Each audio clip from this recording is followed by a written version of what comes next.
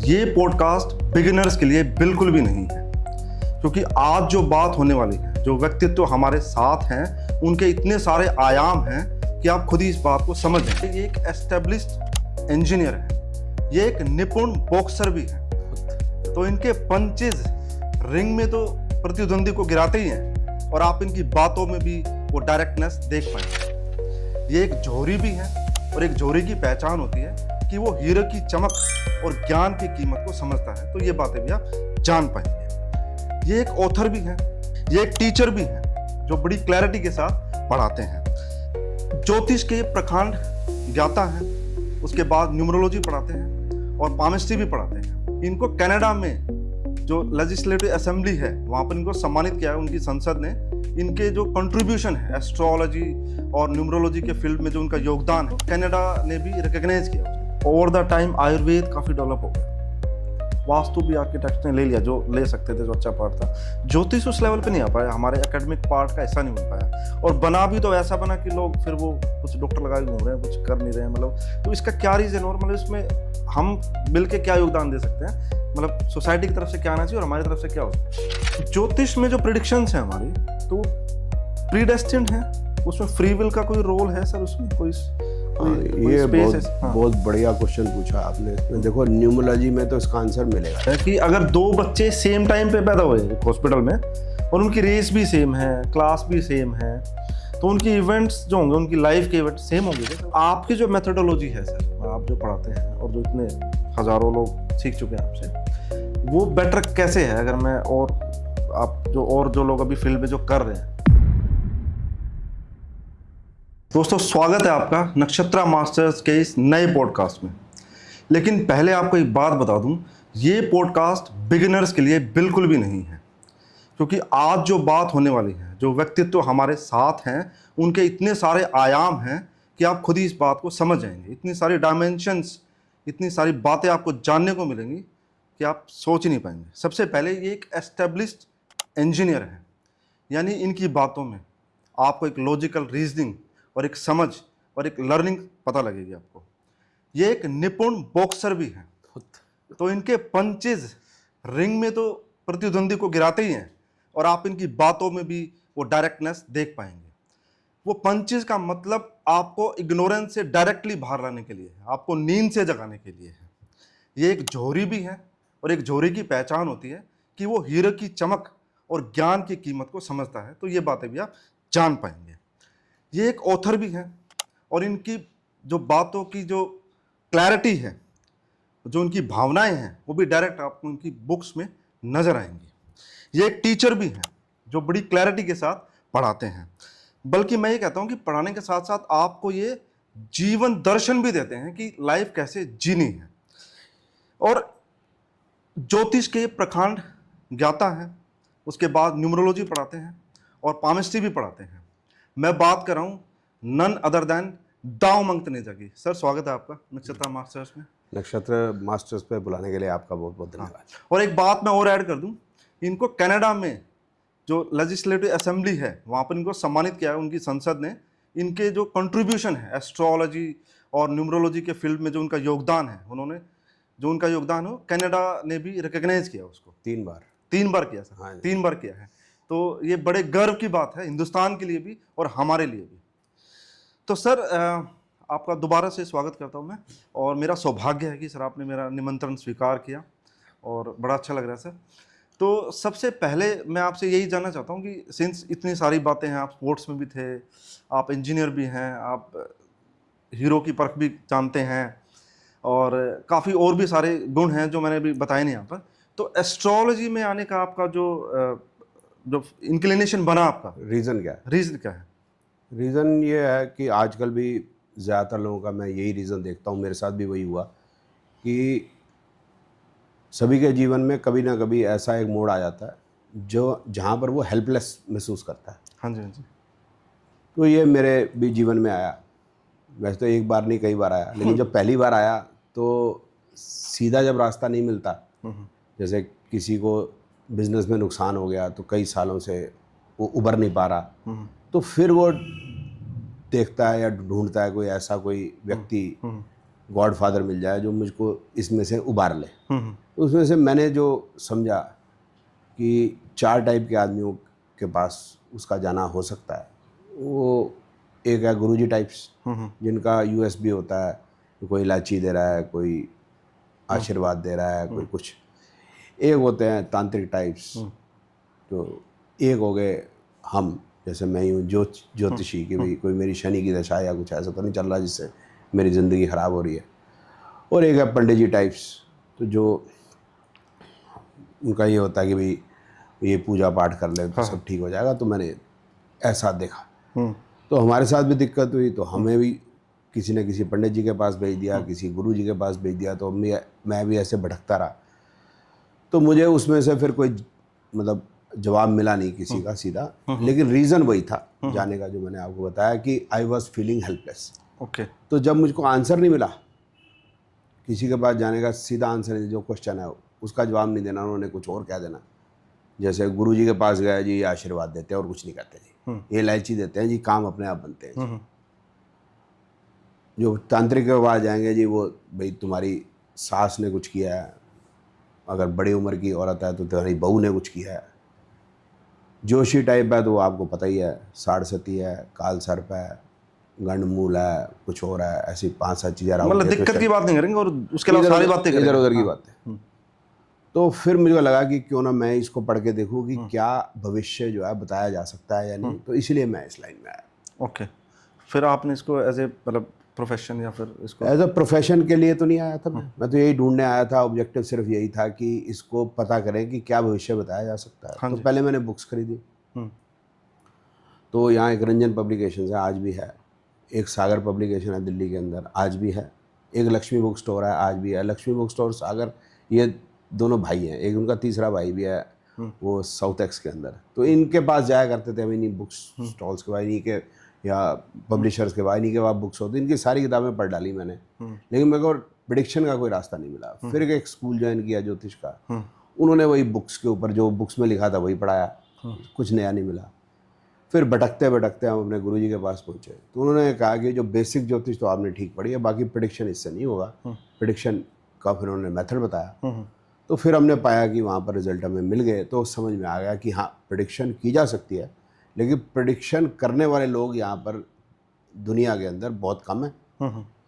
और वही है कि तांत्रिक है भाई, उसने किस तरह से डरा के कि भाई सास ने कुछ किया है, कुछ किया, उसको पैसा मिल जाए। हाँ जी।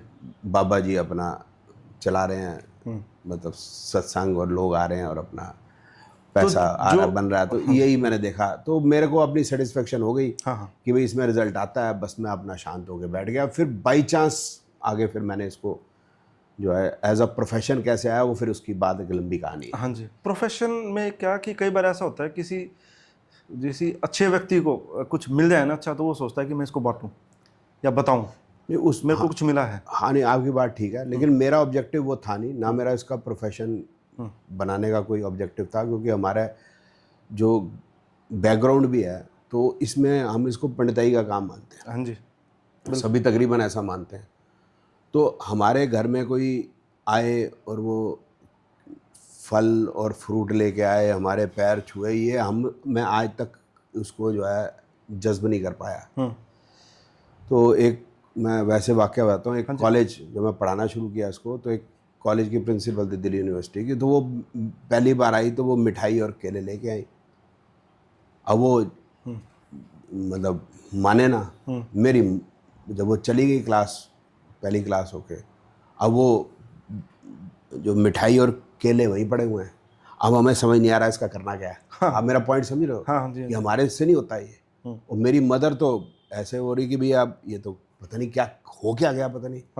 तो हमसे होता ही नहीं वो। तो हमारा ऑब्जेक्टिव, मेरा ऑब्जेक्टिव था सिर्फ इसको सीखना, दैट इज़ ऑल। फिर चांस की बात है, जैसा आपने बिल्कुल ठीक समझाया कि बोला भी कि जब सीख लिया जब, तो ये रोशनी फिर फैलनी चाहिए। एग्जैक्टली। तो फिर लेकिन रोशनी फैलाने के लिए तो कम से कम कोई तो आए मेरे पास भी, रोशनी है मेरे पास। अब ऐसे कोई मैं पढ़ाता हूँ तो ऐसा नहीं है कि सिर्फ मैं ही पढ़ा रहा हूँ, ये दुनिया भर में लोग पढ़ा रहे हैं। तो सभी तो मेरे पास आ नहीं रहे, तो काफ़ी इधर भी जा रहे हैं। तो अंधकार का है, रोशनी का है, जो आदमी उसको खोजने निकला है उसको तो पता नहीं है। और हम बता रहे हैं हमारे पास है तो कोई मानेगा, ऐसा तो कोई ज़रूरी नहीं है। जरूर नहीं है। तो फिर करें कैसे इसको? तो उसका मेरा कोई मन भी नहीं था, ना ऑब्जेक्टिव था, क्योंकि मेरा ऑलरेडी एक प्रोफेशन था, उसमें मेरी दाल रोटी अच्छी चलती हाँ थी, जी, मुझे कोई ज़रूरत नहीं थी, बिल्कुल। और फिर उससे टाइम भी नहीं बचता था। तो फिर मेरे एक पड़ोस में 2 लोग बाई चांस किसी ना किसी वजह से, बल्कि 3 लोग जो आए मेरे से जुड़े कि हमको पढ़ाओ, 5 मुझे और मिल गए। तो फिर वो 8 से पहली क्लास शुरू हुई। फिर पहली क्लास के अंदर ही उन्होंने जो फर्स्ट जो क्लास थी, पहला जो बैच की जो फर्स्ट क्लास थी, उन्होंने ये पूछा कि इसकी कोई किताब? तो मैंने कहा इसकी तो कोई किताब नहीं है। तो उनको भी बड़ी हैरानी हुई ये बात, कि फिर मैं कहा मैं किताब लिख देता हूँ, तो फिर वो किताब भी लिखी गई। तो इस तरह से वो बढ़ता चला गया, फिर क्लास दर क्लास होती चली गई, किताबें भी और बढ़ती चली गई। फिर सिर्फ मतलब दिल्ली में नहीं, मैं और सिटीज़ में भी पढ़ाने लग गया, फिर इंडिया में नहीं, मैं यूरोप में भी पढ़ाने लग गया। फिर पहले क्योंकि ऑनलाइन नहीं था, तो 2012-13 तक ज़्यादातर, बल्कि 15-18 तक भी यही चलता था कि मैं जा के भी पढ़ाता था। लेकिन अब वो जाना आना कम हो गया। कम हो गया, हाँ, तो वो ज़्यादा ऑनलाइन। ऑनलाइन हो गया। मतलब मैं अपने दर्शकों को ये बता दूं कि सर की बुक्स मैंने रखी हुई हैं जो मेरे पास थी अभी, और सर के स्टूडेंट इस ग्लोब में हर जगह, हर कंट्री में हैं। मतलब मैं अगर बोलूँ तो जहाँ जहाँ एयरपोर्ट है, जहाँ जहाँ हम जा सकते हैं एरोप्लेन से, वहाँ वहाँ इनके स्टूडेंट हैं, वहाँ वहाँ इनका स्वागत होगा। तो ये हमारा सौभाग्य है सर हमारे साथ हैं। तो सर मेरा प्रश्न मैं शुरू कर रहा हूँ कि एस्ट्रोलॉजी जो है, ज्योतिष क्या है? मैं एस्ट्रोलॉजी की जगह ज्योतिष बोलता हूँ, ज्योतिष क्या है और इसकी ऑथेंटिसिटी क्या है? मतलब इसको ऑथेंटिक कैसे माना जाए, कि इसको कैसे हम मान सकते हैं कि ऑथेंटिक है? ऑथेंटिक कैसे माने? देखो, पहले तो ये चीज़ है कि ये क्वेश्चन आपने जो पूछा है बड़ा वैलिड क्वेश्चन है, इसलिए क्योंकि जिस तरह से जब मैंने पढ़ना शुरू किया इसको और आज की डेट में, ये ड्रामेटिक ज़्यादा है। अजीब अजीब सी बातें आप देखते हो पॉडकास्ट पे और शॉर्ट्स में होती हैं कि 5 नंबर वालों के साथ ये है, 6 नंबर वालों के साथ ये है, कोई ना कोई ऐसा उपाय अजीब सा बताएंगे कि भी इससे पैसा आ जाता है। तो इस तरह से तो कोई आता नहीं, और ये ज्योतिष है भी नहीं। ये ज्योतिष नहीं है। ये ज्योतिष नहीं है। तो आम आदमी के जब तक उसको समस्या नहीं होती तो वो यही समझता है कि ये ड्रामा है। जब उसको प्रॉब्लम होती है तो फिर कुछ एक्सेप्टेंस होता है, कोई आउट ऑफ द वे रास्ता मिल जाए तो ढूंढने जाता है उसको, लेकिन उसको मिलता यही है। ऑथेंटिक तभी होगी, जो आप बनाते हैं, आप भी इंजीनियर हैं, कि जब इवेंट्स के फॉर्मूले होंगे। हाँ जी। भाई जैसे मैरिज है, उसका कोई फार्मूला है, आपकी जन्मपत्री में वो लग गया और इस पर्टिकुलर पीरियड में लग गया तो मैरिज हुई। एक फार्मूला है चाइल्ड बर्थ का, वो इसी समय पे लग गया। भाई जैसे आपकी सपोज करें शादी हुई 2015 में, एग्जांपल ले लेते हैं, और 2017 में एक फार्मूला हमारा लगता है कि भाई इस समय पे कंसेप्शन होगा, वाइफ की भी देखनी पड़ेगी, तो इस समय कंसेप्शन होगा, आगे प्रेगनेंसी पीरियड ठीक है तो बच्चा हो। इस टाइप से अगर फार्मूले हैं तो ज्योतिष एक साइंस है, नहीं तो नहीं है। तो आप भी जानते हैं जो मैं पढ़ाता हूँ, क्या इसमें फार्मूले हैं? बिल्कुल है सर, बिल्कुल। तो ऑथेंटिक है या नहीं, तो हमारे से आके लोगों को मतलब समझना पड़ेगा। ऐसे हम बता दें कि ऑथेंटिक है या नहीं, तो मैं बता तो रही हूँ कि फार्मूले होते हैं, फार्मूले की टाइमिंग होती है तो इवेंट हो जाता है, बस यही है। फिजिक्स में भी यही है, मैथमेटिक्स में भी यही है, केमिस्ट्री में भी यही है। इसमें सर मेरा एक क्वेश्चन निकल के ये आता है कि जैसे कोई सोर्स होता है एक चीज़ का ना, कि हमारा मैं समझ गया आपकी बात। हमारा कॉन्स्टिट्यूशन है, हमें वहाँ पे जाके रेफर करना है। मैं बता देता हूँ। देखो, इसमें 3 विद्याएं हैं, पामिस्ट्री, एस्ट्रोलॉजी और न्यूमरोलॉजी। तो मैं पामिस्ट्री से शुरू करता हूँ, क्योंकि हैं तो तीनों मोटे तौर पे ज्योतिष के ही उसमें आते हैं। तो आप मुझे ये बताएं साहब कि आपको सरकार कैसे पहचानेगी? आधार कार्ड से समझ। आधार कार्ड से। अब आपका केवाईसी का टाइम आ गया बैंक में, तो केवाईसी जब आप कराने पाएंगे तो उंगली या आधार फिंगरप्रिंट या आधार कार्ड आपका कैसे बना? फिंगरप्रिंट और आईज यूनिक है, वो यूनिक है। That means you are a unique product. Clear है? जैसे आम भी पेड़ पे जितने एक ही सीजन में जितने भी होंगे सबका टेस्ट अलग होगा, इस तरह से इंसान है, कुत्ता है, बिल्ली है, सबका एक सोर्स कोड है। अब ये सोर्स कोड यहाँ पर है। अब ये बनता कब है? चौथे महीने में, माँ के पेट में। जब बच्चा बाहर निकलता है माँ के पेट से तो आत्मा का प्रवेश होता है, क्योंकि वो प्रोडक्ट कैसा है उसको पहचान के, और उसी सोर्स को उसको पहचान के आत्मा को मतलब जो काल जब उसका समय पूरा हो गया तो लेके जाते हैं। तो ये तो हो गया हमारा मतलब एक पमिस्ट्री मैंने बताई कि क्यों ये एक ऑथेंटिक साइंस है, ये है ही, देख लो यूनिक यूनिक की है, बात कर रहे हैं। हाँ। यूनिक चीज़ होगी। और इसके अंदर फिर आगे बताऊंगा तो और कॉम्प्लेक्स होती जाएंगी चीज़ें, बट फॉर्मुलेशंस हैं, कोई दिक्कत नहीं। अब आ जाते हैं ज्योतिष के ऊपर। ज्योतिष में है कि एक यूनिक आपका हॉरोस्कोप बनेगा, date, time of, place of birth से। अब ये जो ग्रह हैं क्या हमारे शरीर पे असर डालते हैं नहीं डालते? तो सिंपल सी बात है, जितने भी आईटी के लोग हैं सबका विटामिन डी जो है कम है। रीज़न क्या है? धूप नहीं पड़ रही, सिंपल सी बात है। मेंस्ट्रुअल साइकिल है, वो फीमेल की भी होती है, मेल की भी होती है, वो 30 डेज की होती है, 28 30 वही होती है। तो ग्रह तो असर डाल ही रहे। अब बात यह है समझने की कि जो जब बच्चा पैदा हुआ तो हमने 9 ग्रह की जो पोजीशन वो वहाँ पर बनाई, तो क्या इससे भविष्य बताया जा सकता है? तो वो फिर उस थ्योरी को पढ़ना पड़ेगा, तब जाके बात समझ में आएगी। अब पढ़ा नहीं तो फिर उसका कोई मतलब कैसे समझाया जाए?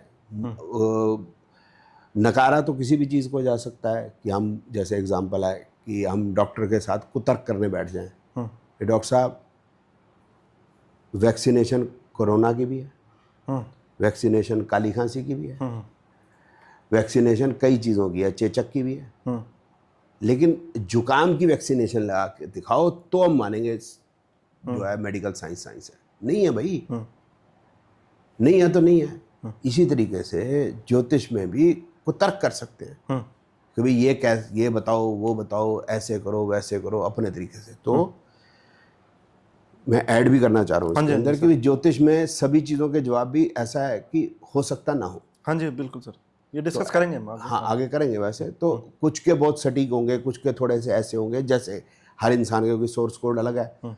तो जो दवाई डॉक्टर एक को दे रहा है बीमारी की, दूसरे को भी दे रहा है, तो सेम उस पर असर नहीं करता। एब्सोल्यूट तो मेडिकल साइंस भी नहीं है, अलग अलग असर होगा सब सर। हाँ। जो क्योंकि सोर्स कोड अलग है ना, अगर 780 करोड़ लोग हैं तो 780 करोड़ का सोर्स कोड अलग है, तो अलग अलग है। मेडिकल साइंस एब्सोल्यूट है, लेकिन लगेगी नहीं एक जैसे, रिजल्ट एब्सोल्यूट नहीं आएंगे। तो फिर वो उसके बाद डेवलपमेंट होती चली जाती है।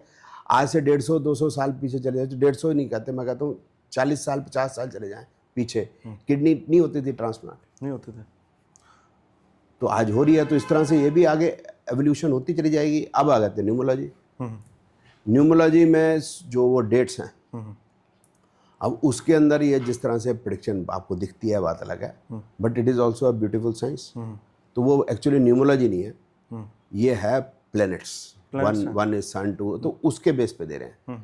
पमिस्ट्री में हम प्लैनेट्स और पंच तत्व के बेस पे दे रहे हैं, अर्थ, वाटर, फायर एंड एयर के।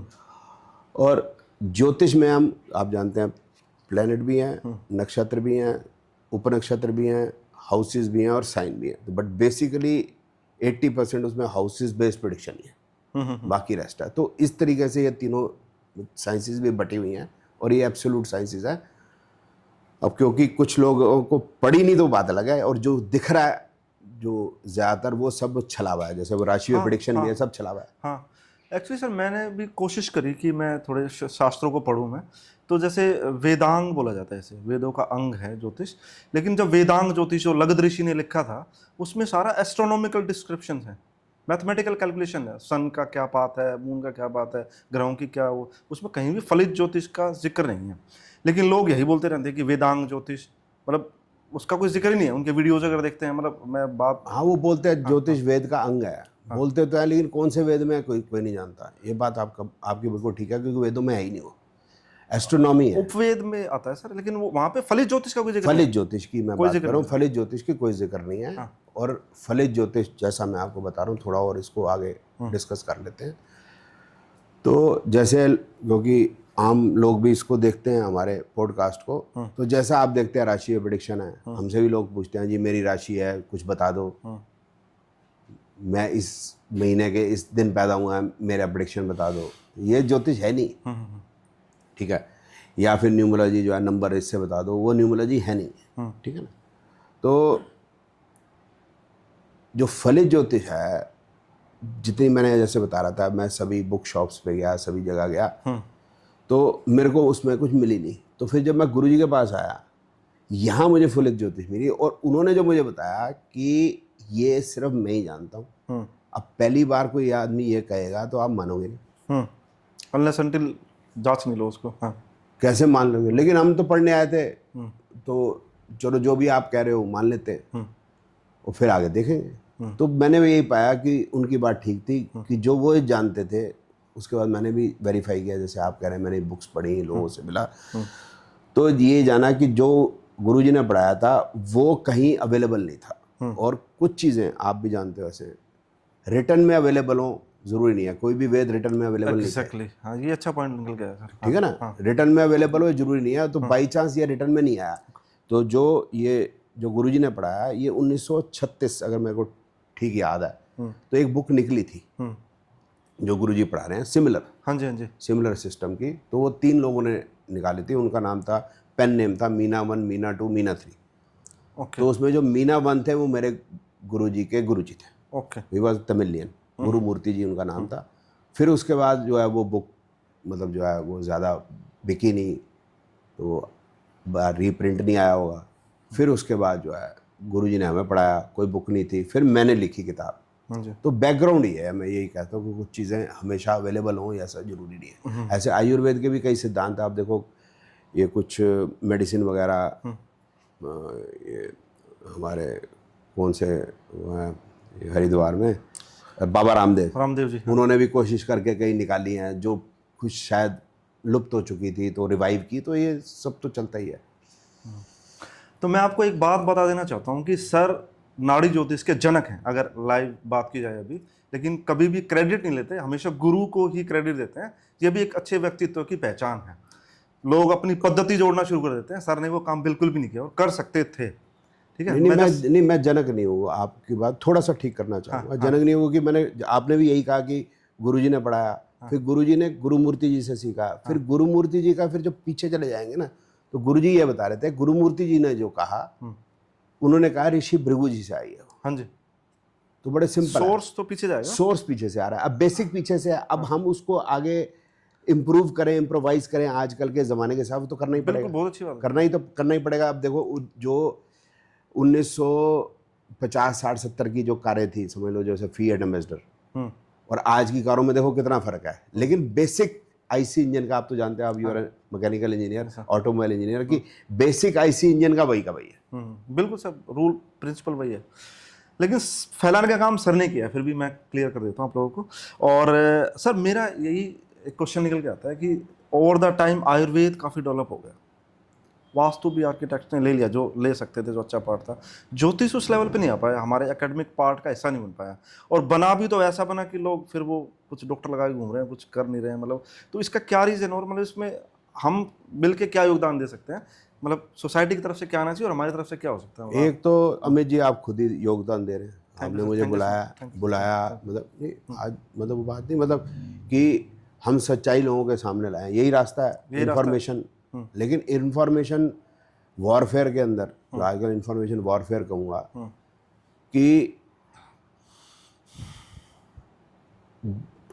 पैसा कमाने का ऑब्जेक्टिव ज़्यादा हो गया, नॉलेज बढ़ाने का कम हो गया। अब जैसे एक अरविंद सूद साहब, वो बोलते हैं न्यूमरोलॉजी इज बिजनेस। तो मैं तो हैरान हो गया, भाई what nonsense is talking. Her science से पैसा कमाया जा सकता है। फिजिक्स पढ़ो, आप फिजिक्स के टीचर बन जाओ, पैसा आएगा। केमिस्ट्री के बन जाओ, मैं भी ज्योतिष पढ़ाता हूँ, पैसा आता ही है। कंसल्टेशन देता हूँ, पैसा आता ही है। तो they have taken it as a business. अब बिजनेस करके वो यही फार्मूले ढूंढते रहते हैं कि लोगों को भ्रमित करके कैसे पैसा कमाए। तो वही ये चल रहा है कि भाई नाम करेक्ट कर लो, वो फिर मोबाइल नंबर को कुछ कर लो, घड़ी पहन लो, कोई रंगों का कुछ कर लो। मतलब जो बेसिक जो न्यूमरोलॉजी है उसका सत्यानाश, वो तो गुम हो गई, वो तो गुम हो गई। ज्योतिष है, अब मैं सिर्फ ये पैसे की बात नहीं कर रहा, कि हम सब जानते हैं अखबारों के अंदर या मैगजीन्स के अंदर, अब तो मैगजीनें इतनी नहीं है खैर, तो राशि पे प्रेडिक्शन आती है, सन साइन पे प्रेडिक्शन आती है। इसका ज्योतिष से क्या लेना देना, आप बताइए, जब दो ट्विंस डिफरेंट है। तो लोगों के सामने यही आ रहा है। अब जब मैं, आप या हम जैसे कुछ लोग इस चीज़ को बोलना चाहते हैं तो लोगों को पहले समझ में ही नहीं आता बात। अब हम बोलेंगे भाई मंगली कुछ नहीं होता, अब ये कैसे समझे लोग, क्योंकि उसने तो गूगल देखना है, अब गूगल में मंगली पर रखा है, अब बोला गूगल ठीक है। अब उनको समझाना बड़ा मुश्किल है कि भाई गूगल जो है उसकी अपनी कोई बुद्धि नहीं है, किसी ने लिख दिया गूगल, वो बस दिखा रहा है, और क्योंकि बहुत सारा लोग दिख रहे हैं, मतलब इसको बता रहे हैं, इसलिए वो ज़्यादा दिख रहा है।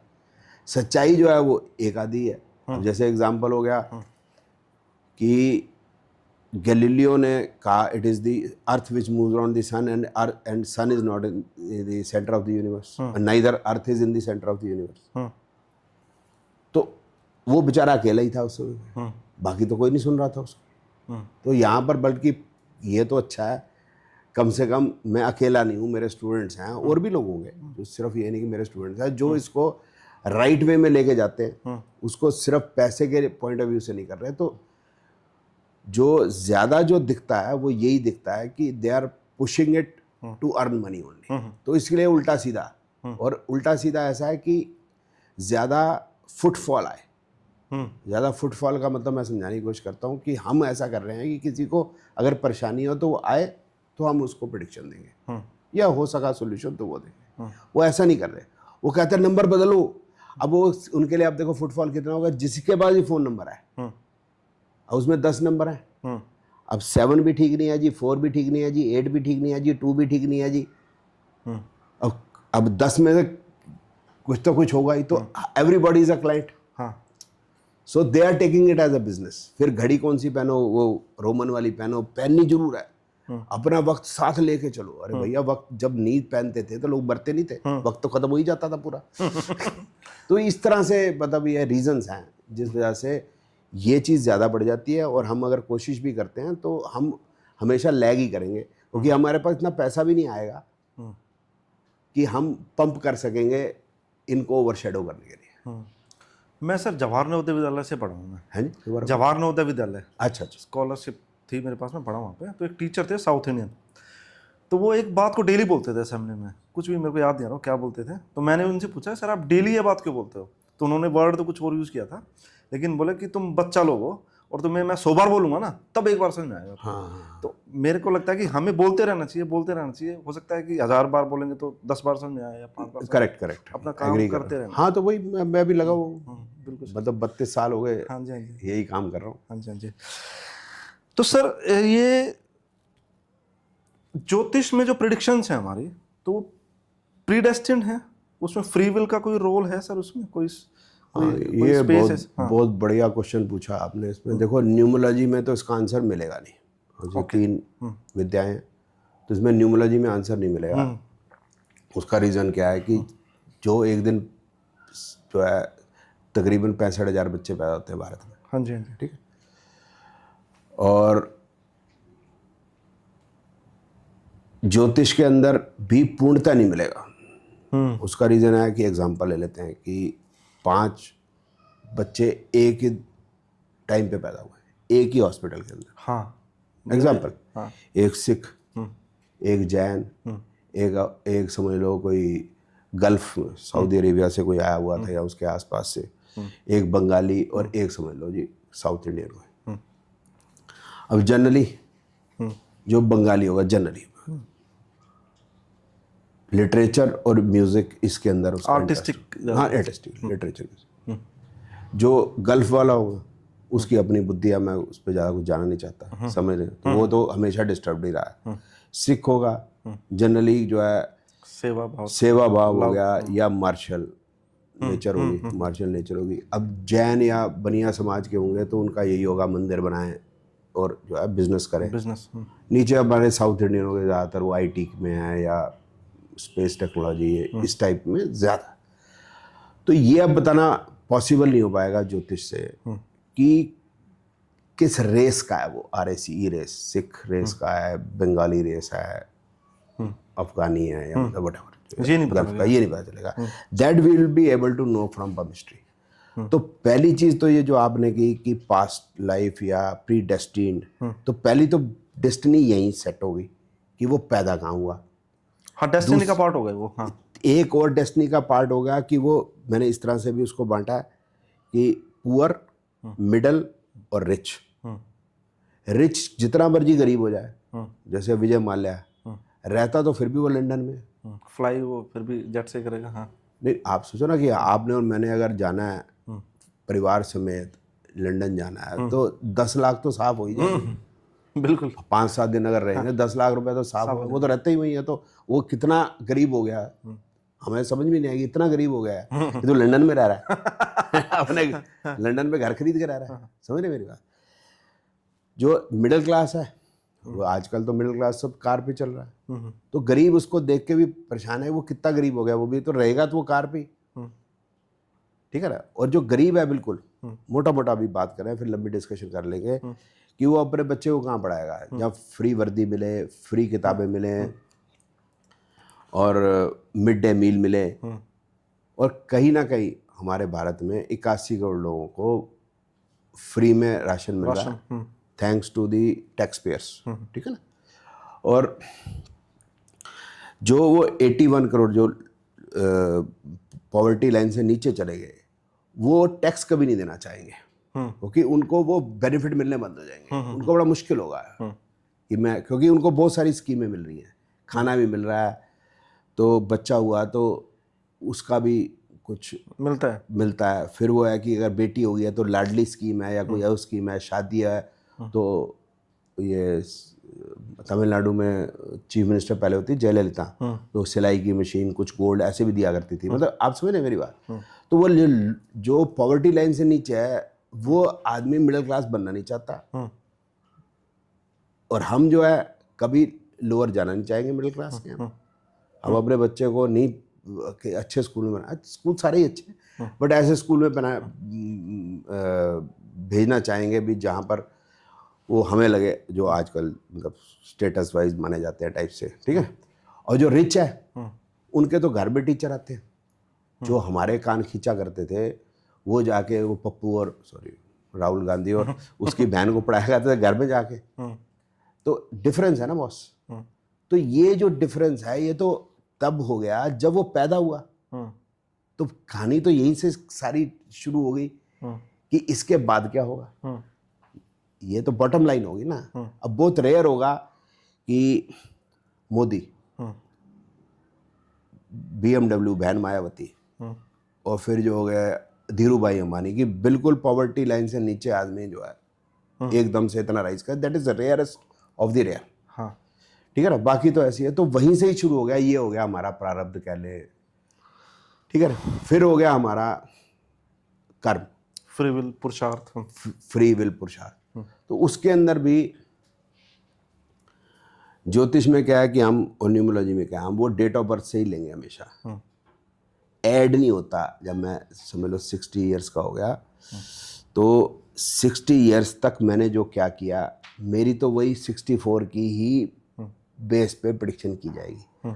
तो वो ऐड कहाँ दिखता है? एक तो हाथ की लाइन से दिखता है, दूसरा से आता है हैंड की शेप पे दिखता है। सर तो मेरा अब ये सवाल निकल के आता है कि अगर दो बच्चे सेम टाइम पे पैदा हुए एक हॉस्पिटल में और उनकी रेस भी सेम है, क्लास भी सेम है, तो उनकी इवेंट्स जो होंगे, उनकी लाइफ के इवेंट्स सेम होंगे क्या सर वो? हाँ, ये बात बहुत अच्छी बात कि भाई ये मान लेते हैं सेम डेट सेम टाइम, मतलब सेकंड तक भी सेम। हाँ, पेरेंट्स अलग अलग हैं। पेरेंट्स अलग अलग है, ठीक है ना। तो वो और प्लेस भी वही है, प्लेस वही हॉस्पिटल वही है। हाँ, ठीक है ना। तो उस केस में यह है कि ज्योतिष सेम है, न्यूमरोलॉजी तो सेम है ही है। हाँ जी, हाँ जी। So only palmistry will be able to do. तो आत्मा डिफरेंट ही होगी बॉस। हाँ हाँ हाँ, रे सेम है तो भी ये प्रिंट्स डिफरेंट ही होंगे। हाँ हाँ हाँ, तो 50% वो डिफरेंट ही है। हाँ हाँ, फिर क्या है कि कौन सी जगह पर वो ब्रॉटअप होगा। जैसे दिल्ली में समझ लो एक लक्ष्मी नगर में हो गया, तो एक हो गया समझ लो ग्रेटर कैलाश में, तो उसका भी फर्क पड़ जाएगा। हाँ सर, वो कंडीशनिंग का फर्क पड़ेगा। फर्क पड़ जाएगा। तो ये जो है ये फिर हमको केमिस्ट्री से पता चलेगा, ये हमको ज्योतिष और न्यूमरोलॉजी से पता नहीं चलेगा। लेकिन मैरिड लाइफ खराब है तो दोनों की होगी अगर, या उसमें कुछ फर्क आ जाएगा थोड़ा बहुत? हाँ, तो अब ये थोड़ा सा वो डीप में जाना पड़ेगा ज्योतिष में, ठीक है ना। तो ये जो प्रिंट्स होते हैं, तो ये जो फिंगर्स हैं, हाँ जी हाँ जी, और ये थंब है। ये डिफरेंट डिफरेंट पोर्टफोलियो है हर एक के पास। जैसे ये जो है ये thumb is space, Jupiter finger है, ये इसको इंडेक्स फिंगर कहते हैं। दिस इज हॉट वाटर कहते हैं हम इसको, जो पंच तत्व के बस अंदर। तत्व के आधार पे इसमें शनि की फिंगर है, साथ में ये हो गई अर्थ, सन की हो गई हमारी फायर, और ये हमारी मरकरी की फिंगर हो गई एयर हो गई, और मनी की हो गई। तो मेन जो मुद्दा है वो ये दो फिंगर्स का अधिक है। The way what will be the status of the person, उसकी थॉट प्रोसेस बड़ा है या छोटा है। तो अगर थंब बड़ा है तो मोटे तौर पे यूं कह सकते हैं कि उसकी कार का बिगर इंजन है। हाँ तो वो ज़्यादा लोड ले सकेगी, ठीक है ना। और ये जो इसका थंब छोटा है वो जो है वो लोड नहीं ले सकेगी। और थंब बिल्कुल छोटा है तो वो फॉलोअर ही है, वो मतलब लीड नहीं ले पाया। उसको लीड तो छोड़ो, उसको ही पुश देना पड़ेगा। उसको ही पूछ देना पड़ेगा। हाँ, तो वहाँ से पूरा सर एक चीज़ है, एक इवेंट ऐसा है लाइफ का कि जिसमें रेस का या फिर कम्युनिटी का कोई फर्क नहीं है, डेथ की बात कर सकते हैं हम। तो डेथ सेम टाइप होगी दोनों की, ये भी मुद्दा फिर पॉमिस्ट्री पे आगे रुकेगा। डेथ प्रिडिक्शन मतलब सबसे टफ है, सबसे टफ है। It is still a grey area I will say. Okay okay. क्योंकि इसमें कई सारी चीज़ें हैं। हम जैसे अभी ले लें आप कि समझ लो एक के पास पैसा है, एक के पास पैसा नहीं है, दो ही बहनें हैं, मैं एग्जांपल देता हूँ। दो बच्चों को, दोनों को थैलेसीमिया हुआ, एक के पास पैसे नहीं है, उनके बच्चे की डेथ हो गई 3 साल में। दूसरे का बच्चा 43 ईयर्स का है, अभी जिंदा है, क्योंकि हर महीने ब्लड चेंज होता है, दे कैन पे। अब बताओ डेथ का क्या करोगे आप? नेचुरल में हॉरोस्कोप के हिसाब से या केमिस्ट्री के हिसाब से तो डेथ हो ही चुकी है ना, क्योंकि थैलेसीमिया है। थैलेसीमिया है। हाँ, तो अब वो है कि इसमें टेक्नोलॉजी भी लग रही है, हाँ। क्योंकि अब ब्लड ट्रांसफ्यूजन इज पॉसिबल, साथ में पैसा भी लगा। तो ये बड़ा ग्रे एरिया है। ग्रे एरिया मतलब ये एक्सेप्ट करना पड़ेगा अभी। हमारे लिए ग्रे एरिया मतलब। हाँ जी, हमारे लिए अपने लिए तो बात कर रहे हैं। हाँ हाँ, मतलब साइंस का क्यों ना नहीं है हमारा, हो सकता है फंडिंग या फिर कुछ ऐसा हो। नहीं, हर साइंस एब्सोल्यूट नहीं है ना। एब्सोल्यूट अपने में तो एब्सोल्यूट है, लेकिन हेल्प तो ले लेते हैं ना, जैसे हेल्प ले लेते हैं, ठीक है ना।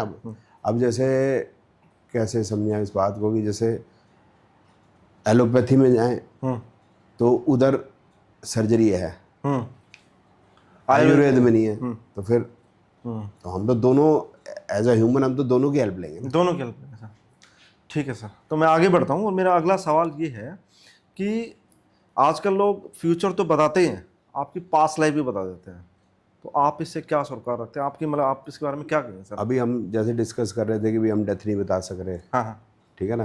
और बड़ा टफ हो रहा है कि ये बताना कि भाई एक ही टाइम में बच्चा पैदा हुए हैं दोनों, तो प्रिडिक्शन कैसे करें। अब मैं ये बता रहा हूँ कि मोटे तौर पे तीनों ही विद्याएं लेके चलनी पड़ेंगी, so it is a very complex thing even to predict. ये पास्ट इवेंट बता रहे हैं। अब पास्ट इवेंट तो वेरीफाई भी नहीं हो सकता, past event sorry past life में आप ये पास्ट लाइफ तो वेरीफाई नहीं हो सकती ना। हाँ, कुछ भी वेरीफाई नहीं कर सकते आप, तो फिर जो मर्जी बोल दो। हाँ, मैं ये कह रहा हूँ ये दी प्रिडिक्शन इतनी मुश्किल हो रही है, और पास्ट लाइफ तो वेरीफाई भी नहीं हो सकती। हाँ, तो जो मर्जी बोल दो। मैं तो सभी को यही कहता हूँ तुम महाराणा प्रताप थे। और मैं दूसरे को मत बताना, क्योंकि दूसरे को बता दोगे तो पता चल जाएगा, क्योंकि वो भी महाराणा प्रताप ही था। हाँ, नहीं उसको पता चल जाएगा। मैं सभी को ये कह रहा हूँ। अच्छा, तो मेरी मेरी बात खुल जाएगी। नहीं, लोग सर कुछ भी बोल रहे हैं, मैं देखता हूँ ना यूट्यूब पे, तो आप पिछले जन्म में कृष्ण के भक्त थे, पता नहीं किसके। हाँ भी है, वो त्रिशला आंटी है, वो कह रही थी पिछले जन्म में आप जो है भगवान कृष्ण और जो है राधा माँ वहाँ पर ये सेवा करते होते थे। वो भी ऐसे सोच रहा है, हाँ जी मैं सेवा कर रहा हूँ जी। अब पता नहीं कहाँ से वो बता रही है। नहीं, मेरे को ना वो आ रहा है, मतलब संदेश आ रहा है। अब कहाँ से आता है संदेश, हमें तो कोई नहीं आता है, हमने किसी के आते देखा नहीं। तो ये और मतलब बिल्कुल आप खुद ही समझ लो ना, जो चीज़ वेरीफाई नहीं होती कुछ भी कह सकते हो, कुछ भी कह सकते हो, फ्यूचर का ही बता सकते हो। हाँ, तो फ्यूचर ही बता दो, कुछ ही बता दो। सही बात है सर। अभी वो तो ये भी कह रही थी कि किसी ने बताया, मैं किसी की पत्री आई तो मैंने ये बता दिया इसका जुड़वा भाई है। बोलता उनको पता नहीं, फैमिली वालों को नहीं पता जुड़वा भाई है। बताओ क्या बेकार की बात है। उसको पता है, हाँ, त्रिशला आंटी को पता है। कुछ ही बोलती है वो तो, हवा में बातें। अब क्या वो उसको वेरीफाई करवा सकती है जिससे उसने बात की है और ये कहानी सुना रही है, उन लोगों से बात करा सकती है हमारी या किसी की? नहीं, ये किसी का डू, वो फेंकना है, फेंको फैक्टर। और लोग मतलब देखते भी हैं, पर समहाउ इसका रीजन सोच भी नहीं आया, लेकिन बिल्कुल बकवास बात है। अगर आप इसको मेजर करने की कोशिश करो या लॉजिक के तर्क के आधार पे जांचने की कोशिश करो तो जीरो निकल गया। ये तर्क है ही नहीं ना, वेरीफाई नहीं हो सकती, वेरीफाई नहीं हो सकती, मेजरेबल भी नहीं है, Immeasurable। क्वांटिफाइबल भी नहीं है, तो कुछ नहीं होगा उसमें। ठीक है सर। तो आपकी जो मेथोडोलॉजी है सर, आप जो पढ़ाते हैं और जो इतने हज़ारों लोग सीख चुके हैं आपसे, वो बेटर कैसे है? अगर मैं और आप जो लोग अभी फील्ड में जो कर रहे हैं, एक तो ये हो गया कि जो राशि प्रेडिक्शन कर रहे हैं वो ज्योतिष नहीं कर रहे। जो ऐसे लोग हैं जो न्यूमरोलॉजी कर रहे हैं कि 5 नंबर से ये देखो, 6 से वो देखो, वो न्यूमरोलॉजी नहीं कर रहे हैं। पहले तो वो कुछ कर ही नहीं रहे। ओके। जो खासकर जो है कोरोना के बाद वाले जो जोशी हैं, आफ्टर कोरोना वाले, ये जोशी है ही नहीं, दे टॉकिंग नॉनसेंस। अब इनमें से कुछ हैं, एक आधे 2-4 हैं, वो ये बताते हैं भी 7वें भाव में केतु बैठा हो तो समथिंग समथिंग व्हाटएवर। ये ज्योति की शुरुआत तो होगी, लेकिन फलित की शुरुआत यहाँ भी नहीं हुई, क्योंकि केतु अगर सप्तम भाव में बैठा है तो 1/12 लोगों का बैठा है, तो आप एक प्रेडिक्शन नहीं दे सकते। बिल्कुल। अब आ जाते हैं हम, जो आपने बात बताई, तो ज्योतिष को समझने की कोशिश कर लेते हैं कि ज्योतिष में 12 हाउस है, 12 हाउस के में पोर्टफोलियो हैं किसी ना किसी चीज़ के। हर हाउस में बड़े सारे पोर्टफोलियो हैं। जैसे 12th हाउस जो हो गया वो जेल का भी है, नुकसान का भी है, एक्सपेंडिचर का भी है, विदेश यात्रा का भी है, कन्फाइनमेंट का, किसी और तरीके से कन्फाइनमेंट का भी है।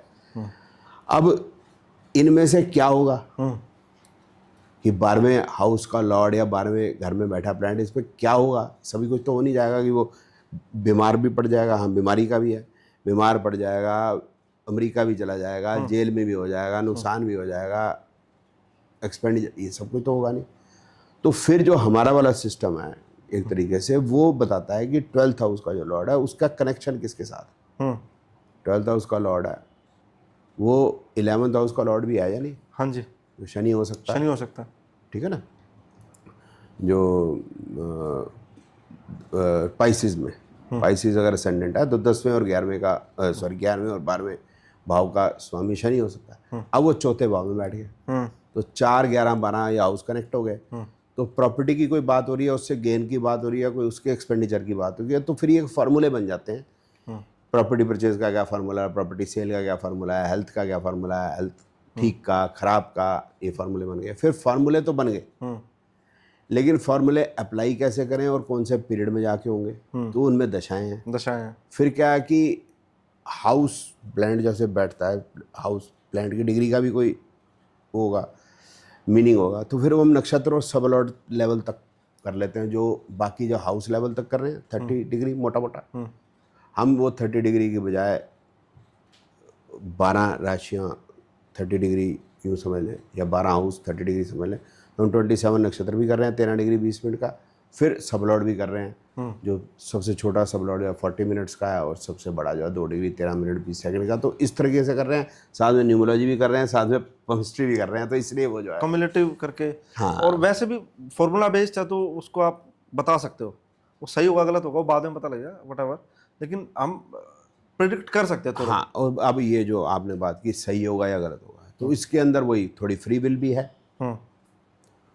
और थोड़ी अभी हमारी कमी भी है।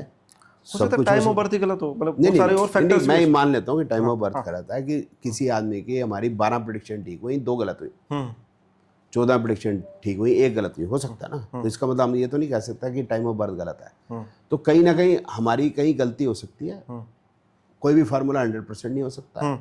फिर उसके बाद ये है कि फ्री विल, कहीं ना कहीं फ्री विल कहाँ कहाँ वर्क करती है, फिर मैं वो बता देता हूँ। जैसे मैरिज, हाँ, कि भाई 21 साल का है, अभी पढ़ाई पूरी नहीं हुई, 21 में फार्मूला आ रहा है, तो इसमें आप जानते ही हैं भाई 21 में भी 2 7 11 का फार्मूला आ रहा है, 28 में भी आ रहा है, 24 में भी आ रहा है, 30 में भी आ रहा है, वो कब करना चाहे। फिर चाइल्ड बर्थ आजकल सब अपने तरीके से कंट्रोल कर रहे हैं। तो ये हो गया फ्री विल पे कुछ चीज़ें फ्री विल पे नहीं हो सकती। जैसे एक्सीडेंट है, उसका तो कोई फ्री विल नहीं है, हाँ, उसका कोई डिसाइड करके निकलता आज एक्सीडेंट करा लूंगा मैं अपना। नहीं, अब वो बाथरूम में फिसल के कूले की हड्डी टूट गई, एक्सीडेंट ही है, तो उसमें कुछ नहीं है। इस तरीके से कुछ में हो सकता है हमारी एक्यूरेसी अच्छी ना बैठे। और एक और बात भी है, आई एम 61, तो what lifestyle I am leading, तो लाइफस्टाइल अगर अच्छा है, एक्सरसाइज कर रहा हूँ, खाना ढंग से खा रहा हूँ, तो मेरे को फिर वो उतनी बीमारी होने की संभावना कम है। समझते, वो भी तो एक बात है ना। तो जो मैं फ्री विल की बात कर रहा हूँ, तो यहाँ से फिर ये क्वेश्चन वो निकल के आता है कि मतलब एस्ट्रोलॉजर के पास बंदा जाए कब, मतलब उसको उसका उसको ज़रूरत कब पड़े उसको। अच्छा, अब इसमें ये हो गया कि अब हमने जो बात की कि 50% हो गया बाय बर्थ, 25% हो गया 0 to 8 ईयर्स, 25% आपके हाथ में है, ठीक है। तो वो जो 75% वाला तो जो हमने निकाला वो तो तुलसीदास जी कह गए हैं कि हुई है वही जो राम रची राखा। हाँ हाँ। तो जब राम ने ही रचा है तो फिर जाना क्यों है। तो जाना तब है जब हम फंसे हुए, तभी जाएगा, ऐसे तो आदमी जाएगा नहीं। तो मेरे को लगता है कि ज्योतिषी के पास जाने के बजाय धर्म के साथ अगर रहेगा तो वो बुरे टाइम से निकल जाएगा। क्या मतलब हुआ, एक तो हेल्थ, उसमें तो फिर मतलब आप जोशी के पास जाना चाहते हैं कोई दिक्कत नहीं, बट जहाँ पैसा, लिटिगेशन, कोई डिस्प्यूट, कोई झगड़ा ऐसा कुछ आ जाता है, वहाँ पर जो रास्ता एक ही है जो भगवान कृष्ण ने बताया कि धर्म के साथ जाए खड़े हो जाओ बस, तो धर्म आपको बचा लेगा। धर्म आपको बचा लेगा। तो फिर वो जो आपने बात की जोशी के पास क्यों जाना, मतलब कब जाना है, तो अगर कोई ऐसा गाइडेंस दे सकता है जोशी तो जाओ, नहीं तो जाने की कोई जरूरत भी नहीं है, मैं ये कह रहा हूँ। सर मैंने पतंजलि योग सूत्र पढ़े थे। पतंजलि योग सूत्र में बहुत सारे सूत्र हैं ध्यान के, तो उसमें एक वर्ड आता है ज्योतिषमती प्रज्ञा। बहुत सारे सूत्र हैं तो उसमें एक ज्योतिषमती प्रज्ञा आता है। तो उसका मीनिंग ही यही है कि ज्योतिष का मतलब यही है कि भाई रास्ता अंधेरा है, रास्ते में लाइट दिखाने वाला काम है। तो अंधेरा इज इग्नोरेंस को सिंबलाइज करेगा, रोशनी ज्ञान को, ज्योति जो है वो ज्ञान को करेगा, ज्ञान लाइट है, ईश्वरीय ज्ञान, ईश्वरीय ज्ञान है। तो धर्म वही है सर कि मैं जब अपने सेंटर से संचालित हूँ, यानी मैं अपने आत्मा से संचालित हूँ और अपने धर्म को मैं फॉलो कर रहा हूँ, उससे जो कर्म उठेगा वही धर्म है। तो यानी क्लैरिटी लेने के लिए आएगा कोई बंदा, अगर वो परेशान है तो आपके पास आ रहा है, तो आप वो टूल पढ़ना जानते हैं। लेकिन फिर मुसीबत ये है ना कि वो ज्योतिषी खुद धर्म के साथ जुड़ा हुआ है, यानी हाँ वो धर्म के साथ जुड़ा हुआ है नहीं हुआ। हाँ अधर्मी ज्यादा हो गया सर ना। हाँ वही अधर्मी है, तो वो आपको क्या ज्ञान देगा, हाँ वो आपको क्या रास्ता दिखाएगा। हाँ नहीं, रियल पर्पस तो यही है ना कि ज्योतिष उसकी मत, हाँ पर्पस ही है, पर्पस यही है। और परेशान बंदा है जिसको समझ नहीं आ रहा कि क्या हो रहा है, ईश्वरीय ज्ञान, ईश्वरीय, तो उसको वो अलाइन करने के लिए ईश्वरीय तो ईश्वर तो एक है, भगवान कृष्ण, उनका ज्ञान तो वही है, धर्म के साथ जुड़े रहो बस, धर्म के साथ कर्मण्यवादी का रास्ते माँ फलेश, तो वही है। हाँ हाँ मामनुसरण युद्ध, मतलब युद्ध करता रहे और अब मेरे को याद रखा, युद्ध भी करता है, वही है कर्मण्यवादी का रास्ते माँ फलेश, मतलब कर्म कर सकता है तो भाई फल तेरे हाथ में नहीं है, वो मैं दूंगा। और साथ में उन्होंने अर्जुन को भी यही कहा, बाकी और ज्यादा जो बताना चाहिए इस समय पे, कर्ण को भी यही समझाया, भीष्म पितामह जी को भी यही समझाया, और गुरु द्रोण को भी यही समझाया कि भाई तुम तो कम से कम धर्म के साथ जुड़े हो, नहीं तो तुम भी मारे जाओगे। लेकिन नहीं आई उनके समझ, बात अलग है। कहाँ खड़े थे फिर वो बात में, बिल्कुल सही बात है सर। सर एक मेरा ज्योतिष से संबंधित एक क्वेश्चन और है, फिर आगे बढ़ेंगे हम लोग, कि जो राहु केतु शनि के बारे में आजकल बड़ा डर रहता है लोगों के बीच में, बड़ा डर का माहौल पैदा करते हैं लोग। तो हमारे दर्शकों को या लोगों को हम संदेश दे सकते हैं कि भाई ऐसा डरने की आवश्यकता नहीं है, या डरना कहाँ तक है, मतलब यहाँ पर क्या बता ये तो जो है कि आज से नहीं, मैं भी भाई मेरी एज भाई वापस आए थे 60 साल, तो हम 60 साल हो गई, तो हमें भी शुरू से ये बताया गया कि कहीं ना कहीं ये बात सुनने को मिल जाती है, राहु केतु शनि तो खराब ही होती है, कोई ना कोई बातें आपस में है, शनि की साढ़ सती है, तो ये सब क्या है ज्योतिष में इसका कोई अर्थ नहीं है भैया। शनि की महादशा या साढ़े सती जो भी कहते हैं खराब होती है, ऐसा नहीं है, ऐसा नहीं है। राहु केतु का पीरियड खराब होता है, ऐसा नहीं है। राहु केतु हमेशा गलत रिजल्ट देते हैं, ऐसा नहीं है। हाँ ये जरूर है, राहु केतु रिजल्ट जो देते हैं अचानक देते हैं। अचानक तो लव एट फर्स्ट साइट भी होता है, हम नेगेटिव भी क्यों माने। हाँ ये जरूर है, कुछ चीज़ें अचानक बुरी ही होती हैं, जैसे या जो बुरी हैं वो अचानक ही हो सकती हैं, यूँ कह सकते हैं, जैसे डकैती, एक्सीडेंट, चोरी, बिल्कुल रेप, ये तो अचानक ही होगा। तो इसमें तो राहु केतु की प्रेजेंस आएगी। बट ये भी तो हो सकता है ना, लॉटरी निकलना, speculative game, love at first sight. एक ने ये बताया कि 8 बजे मुझे नहीं पता था मेरी हस्बैंड कौन है या मैंने शादी भी करनी है, लेकिन रात को 8 बजे मैं अपने हस्बैंड के साथ इंग्लैंड जा रही थी, मेरी शादी हो गई थी। मतलब 8 बजे उसको पता नहीं था, 9 बजे देखने आए, 12 बजे वो गुरुद्वारे में शादी हो गई, 8 बजे अपने हस्बैंड के साथ जा रही, तो ये भी तो अचानक हुआ। अचानक तो राहु केतु हमेशा बुरा ही देंगे, ऐसा जरूर नहीं है सर। और कितने लोगों के साथ डकैती है, ये सब हो रहा है, ओनली फ्यू। तो ऐसा कोई डरने वाली बात डरने वाली बात इवन जुपिटर मरकरी इनके पीरियड में भी खराबी होती है, बुरा हो इसमें भी हाँ बिल्कुल सही कह रहे हो सर। तो मैं ये बात बता देना चाहता हूँ कि राहु केतु शनि से डरने की आवश्यकता नहीं है। सारे ग्रह अच्छा भी कर सकते हैं, बुरा भी कर सकते हैं, सबका अपना फ्लेवर हो सकता है, अपना एक अलग अंदाज हो सकता है, लेकिन सभी ग्रह सारे काम करते हाँ। लाइटर नोट के ऊपर राकेश से बच के, राकेश नाम के लड़के से बच के रहे। हैं। राहु केतु शनि से बच के रहे। हाँ, राकेश नाम के लड़के से बच के रहे। हाँ ठीक है सर। तो हम अगले चैप्टर की तरफ बढ़ रहे हैं सर। अभी आगे न्यूमरोलॉजी के बारे में मेरे कुछ सवाल हैं कि नंबर्स हमें अफेक्ट कैसे करते हैं, अगर इसको थोड़ा सा ब्रीफ में समझा जाए तो। नंबर नहीं इफेक्ट कर रहे हैं, एक्चुअली वो प्लैनेट्स हैं, sun, moon, Mars, Rahu, Jupiter, Saturn, Mercury, okay है ना। तो उनके जो हमने नंबर बना लिए भाई, सन का 1, मून का 2, जुपिटर का 3, राहु का 4। तो ग्रह ही असर कर रहे हैं सारा का सारा। हाँ हाँ ठीक है। तो सर मेरा एक सवाल है कि पामस्ट्री स्पेसिफिक है, बिल्कुल यूनिक है। हमारे प्रिंट्स जो हैं, पाम के जो फिंगर के प्रिंट है वो यूनिक है, मतलब किसी से मैच नहीं होंगे। एस्ट्रोलॉजी है वो टाइम बेस्ड है, पर्टिकुलर बिल्कुल सही टाइम होना चाहिए तभी वो काम करेगी। लेकिन न्यूमरोलॉजी तो 24 घंटे के लिए है सर। इसमें हम राशियों की बात करते हैं कि राशि 2 घंटे में बदल जाती है, तो 24 घंटे में तो सारी राशियाँ घूम जाएंगी एक बार तो वो कहाँ सटीक बैठती है? आपका पॉइंट बिल्कुल ठीक है। अभी जिस दिन योगी जी पैदा हुए, हाँ अब योगी जी की शादी नहीं हुई, तो क्या सभी की शादी नहीं हुई उस दिन पैदा? हाँ, ये भी एक सवाल उठता है, लेकिन वही आ गया ना क्वेश्चन। ये जनरलाइज है कहाँ? जिस दिन मोदी जी पैदा हुए सारे प्रधानमंत्री बन गए, ऐसा नहीं है। जिस दिन मैं पैदा हुआ सारे जोशी बने, ऐसा नहीं है। तो ये तो है। हाँ। लेकिन उसके क्या है कि numerology is basically more on the nature of the person. हालांकि नेचर उसके कार्यशैली में असर तो डालेगा ही ना। अगर जैसे मेरा इंटरेस्ट जो है म्यूज़िक में है, कला में है, तो जाहिर सी बात मैं काम भी करने की वही कोशिश करूँगा, मैं सारा दिन वही करूँ। उस पे असर ज़्यादा है। इवेंट प्रिडिक्शन पे इसमें एक तो जो ज्योतिष के साथ जब हम इसकी हेल्प लेते हैं तो उसमें एक तो visa of developed countries, PR and getting the citizenship, इसमें बहुत हेल्प करता है। एक प्रॉपर्टी परचेज में बहुत हेल्प करता है। एक प्रोफेशन की ग्राफ कब डाउन और अप जाएगा, लेकिन it has to be assisted with astrology. अकेली काम नहीं कर पाती। अच्छा, तो वो हेल्पिंग हैंड हो गए कि कॉमन थ्रेड ये निकल गया था जो आपने बताया अभी कि ग्रहों की तरह असर डालता है हमारे ऊपर, और जो आपने प्रोफेशन का बताया, वीज़ा का, ट्रैवलिंग का जो बताया आपने। और हाँ, मजे की बात यह है कि एस्ट्रोलॉजी अकेली भी इसके बिना नहीं कर पाती। अब ये भी बात मज़ेदार है कि अगर न्यूमरोलॉजी एस्ट्रोलॉजी के बिना अधूरी है तो एस्ट्रोलॉजी भी न्यूमरोलॉजी के बिना अधूरी है। उसकी कम से कम इन चीज़ों के लिए न्यूमरोलॉजी की असिस्टेंस लेनी पड़ती है फॉर मोर एक्यूरेट प्रेडिक्शन। तो एक्यूरेसी बढ़ जाती है सर इससे? हाँ जी, हाँ जी, वही मैं बिल्कुल। बल्कि कई बार तो मतलब कंफ्यूज हो जाते हैं कि भाई उससे रिजल्ट आ नहीं रहते, न्यूमरोलॉजी आती है तभी बात समझ में आती है। अरे वाह, बहुत बढ़िया।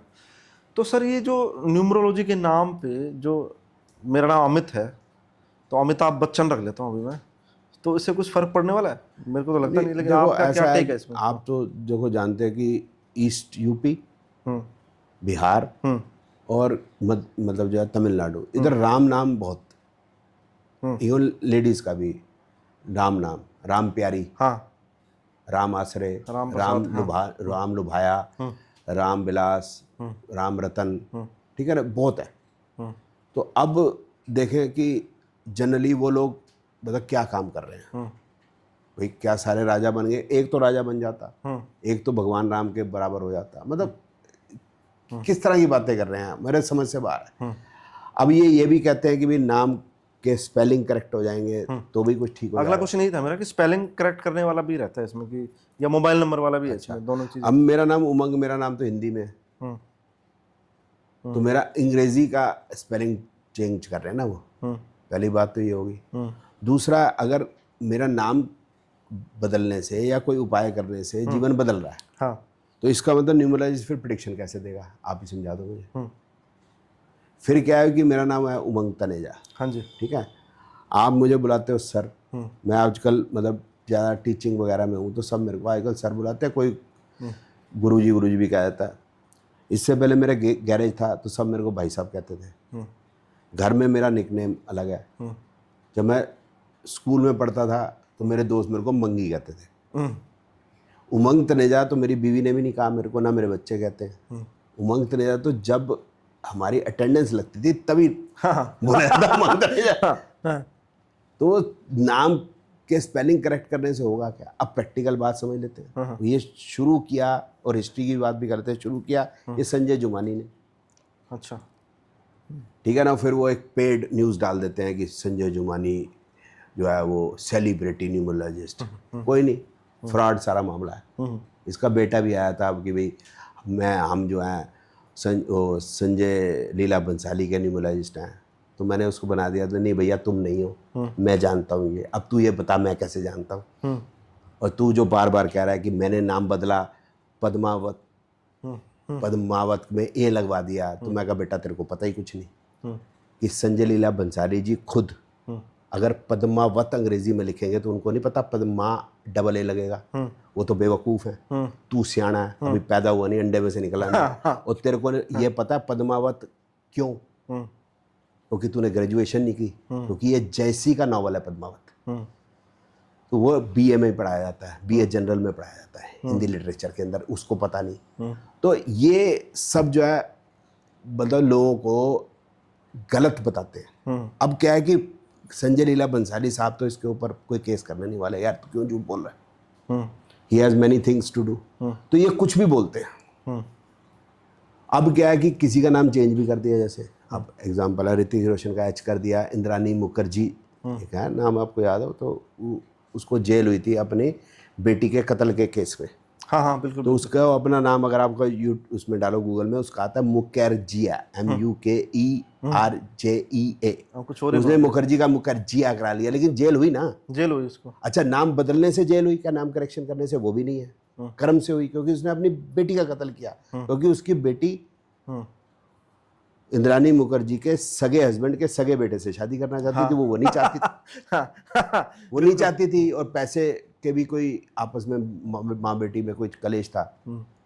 तो कर्म से है। इस तरह से ऋतिक रोशन का नाम एच डालने से की वजह से क्या उसको परेशानी हुई कि उसका डिवोर्स हो गया, या उसके वो कंगना रनावत से झगड़ा हुआ? नहीं, उनके अपने कोई इश्यूज होंगे कुछ पर्सनल। तो इट इज़ नॉनसेंस जब when they are saying name correction. होता क्या है कि जब हम पढ़ते थे ज्योतिष, मतलब आज से कोई 35 साल पहले चले जाओ, तो जो उपाय हैं तो उपाय बड़े आम से होते थे। भाई मंत्र कर लो, मंदिर चले जाओ, फास्ट कर लो, नग पहन लो।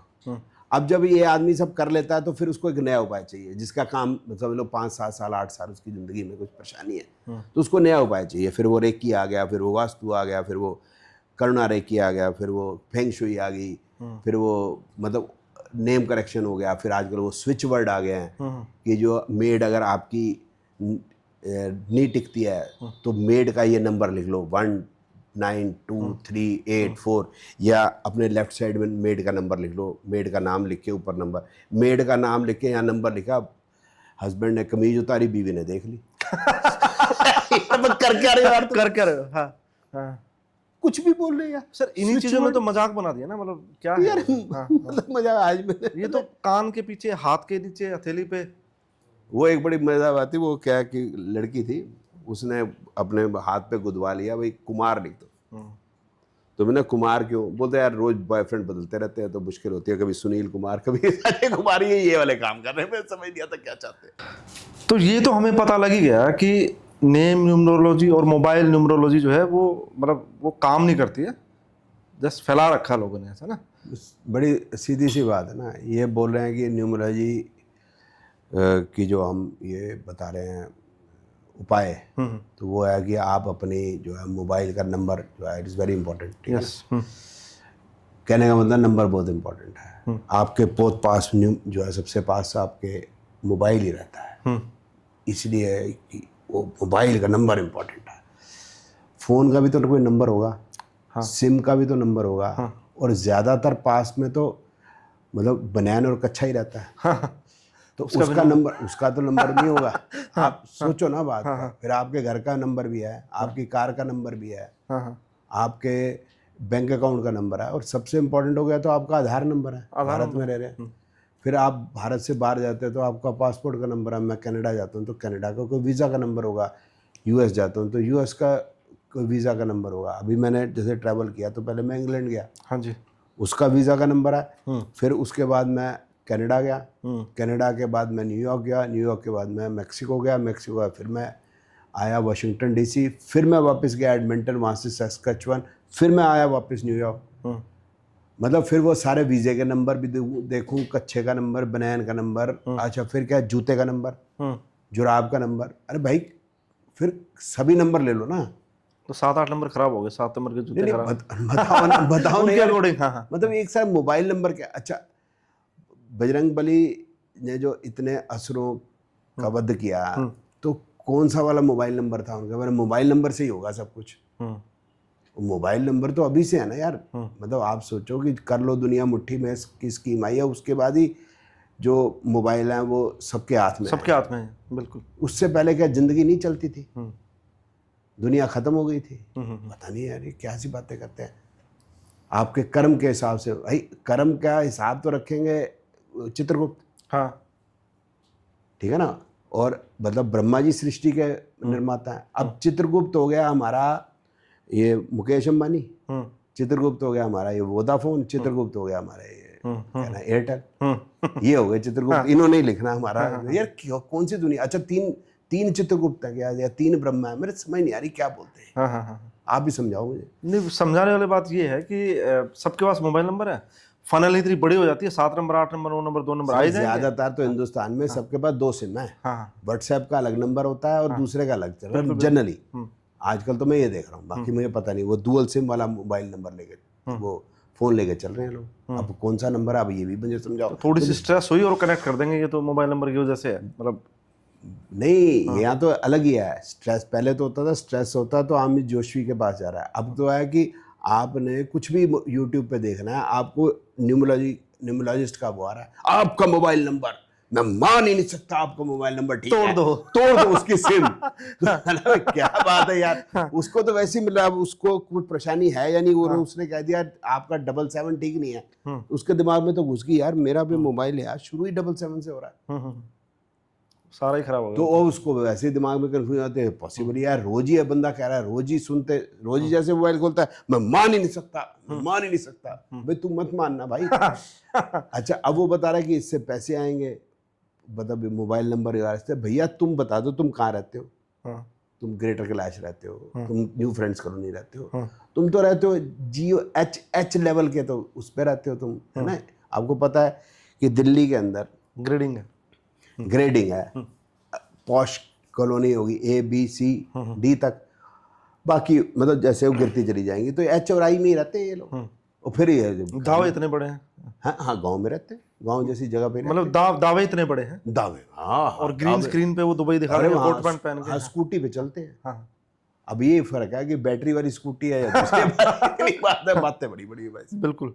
तो ये निकाला जा सकता है सर कि न्यूमरोलॉजी जो है वो प्रिडिक्टिव टूल की तरह एस्ट्रोलॉजी को हेल्प करती है और प्रिसाइजली बताने में। हाँ लेकिन उसका रेमेडियल पार्ट में कोई लेना देना नहीं है। फिर रेमेडी का पार्ट तो देखो ना अमित जी,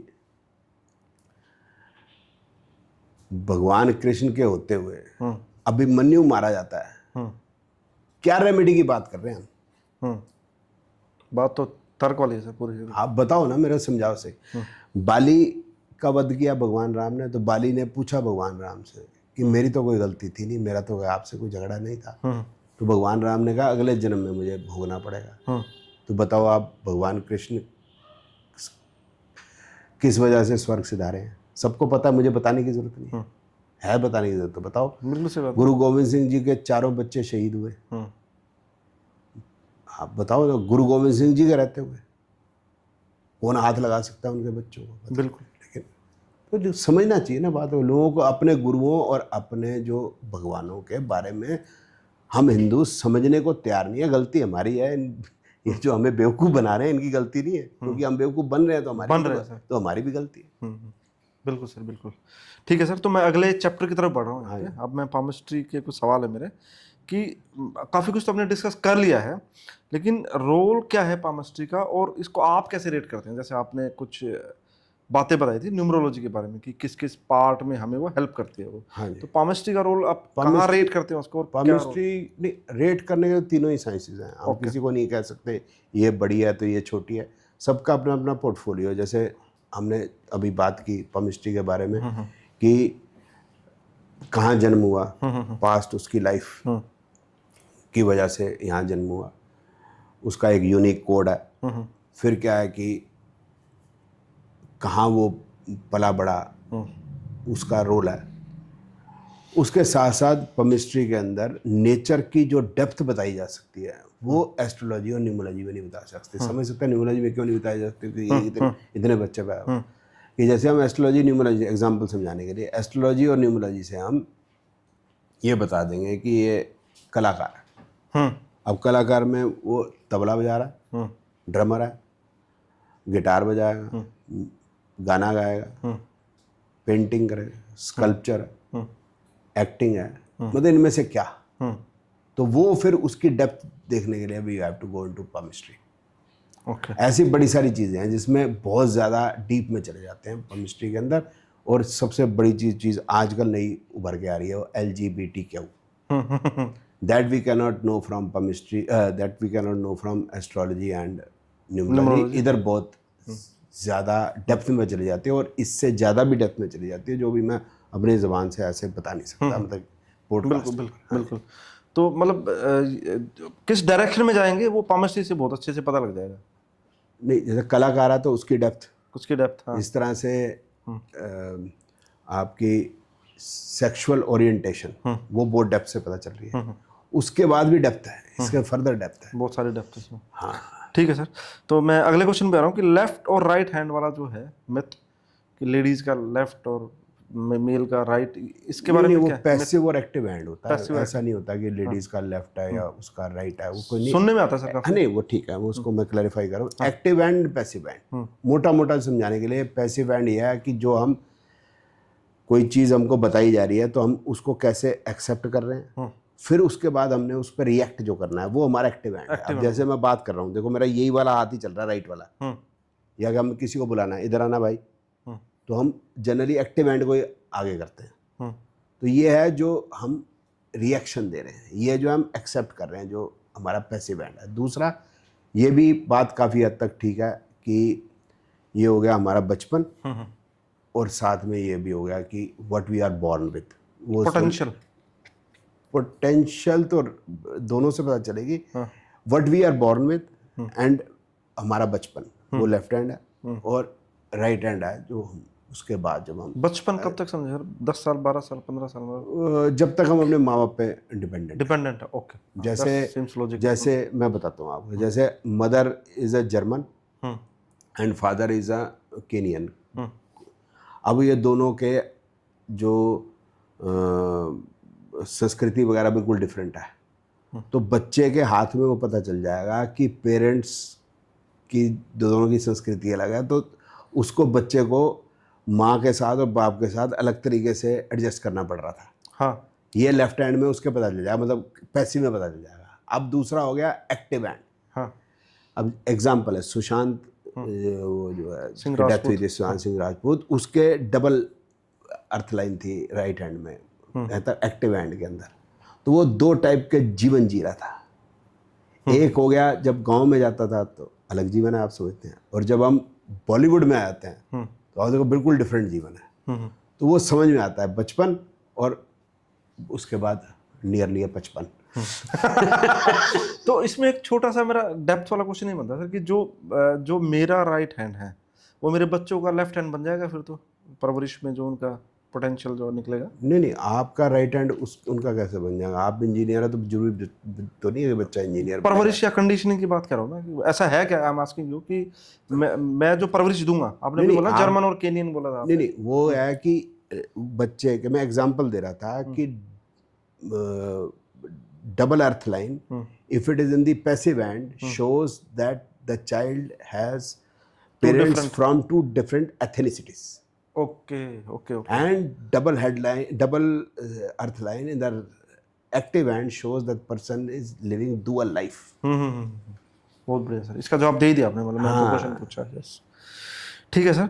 तो एक बड़ा ही अच्छा सवाल ये है कि जो लोग पूछते हैं, मेरे से पूछते हैं कि लाइन तो चेंज होते रहते हैं सर, कुछ चीज़ें फिक्स है जो आपने भी बताया था, प्रिंट चेंज है, लाइन जो चेंज हो रही है वही है जो हम अपने विल से कर पा रहे हैं। जो प्रिंट्स हैं और शेप ऑफ द हैंड हम नहीं चेंज कर पाएंगे। वो चीज़ नहीं होता। हाँ, नहीं होता ना। तो जैसे दशाएं तो 120 साल की हैं, हम देखते हैं कि अगले साल कुछ होगा या 2 साल के बाद कुछ होगा, 5 साल के बाद कुछ होगा, लेकिन पाम की तो लिमिटेशन है क्योंकि भी छोटा सा है ये, इसमें छोटी छोटी लाइनें और भी रहती हैं जिसको नहीं, वो है कि टाइमिंग करना वो इतना इजी नहीं रहता, ये मैं भी मानता हूँ, लेकिन इसमें टाइमिंग की जाती है, ऐसी बात नहीं है कि टाइमिंग नहीं की जा सकती। लेकिन हाँ, चाइल्ड बर्थ कब होगा, मैरिज की टाइमिंग एग्जैक्टली, ये थोड़ा टफ है, टास्क टफ है। हाँ, प्रोफेशन काफ़ी अच्छे तरीके से फिर भी टाइम कर पाते हैं। हाँ हाँ हाँ, मतलब जो छोटी लाइनें जो निकल के आ जाती हैं, जो मैं जैसे छोटी लाइन जो होती हैं, मेजर लाइन होगी earth line, water line, air line and fire line, जिसको हम पहले जो परमिस्ट्री जीवन रेखा कहते आ रहे हैं, मैं बता देता हूँ। अर्थ लाइन इज दैट जीवन रेखा, the life line, then fire line is the भाग्य रेखा, fate line, air line is the brain line and water line is the heart line. हाँ, इनको छोड़ के 2 और मेजर लाइंस होती हैं, sun and mercury line, you know this.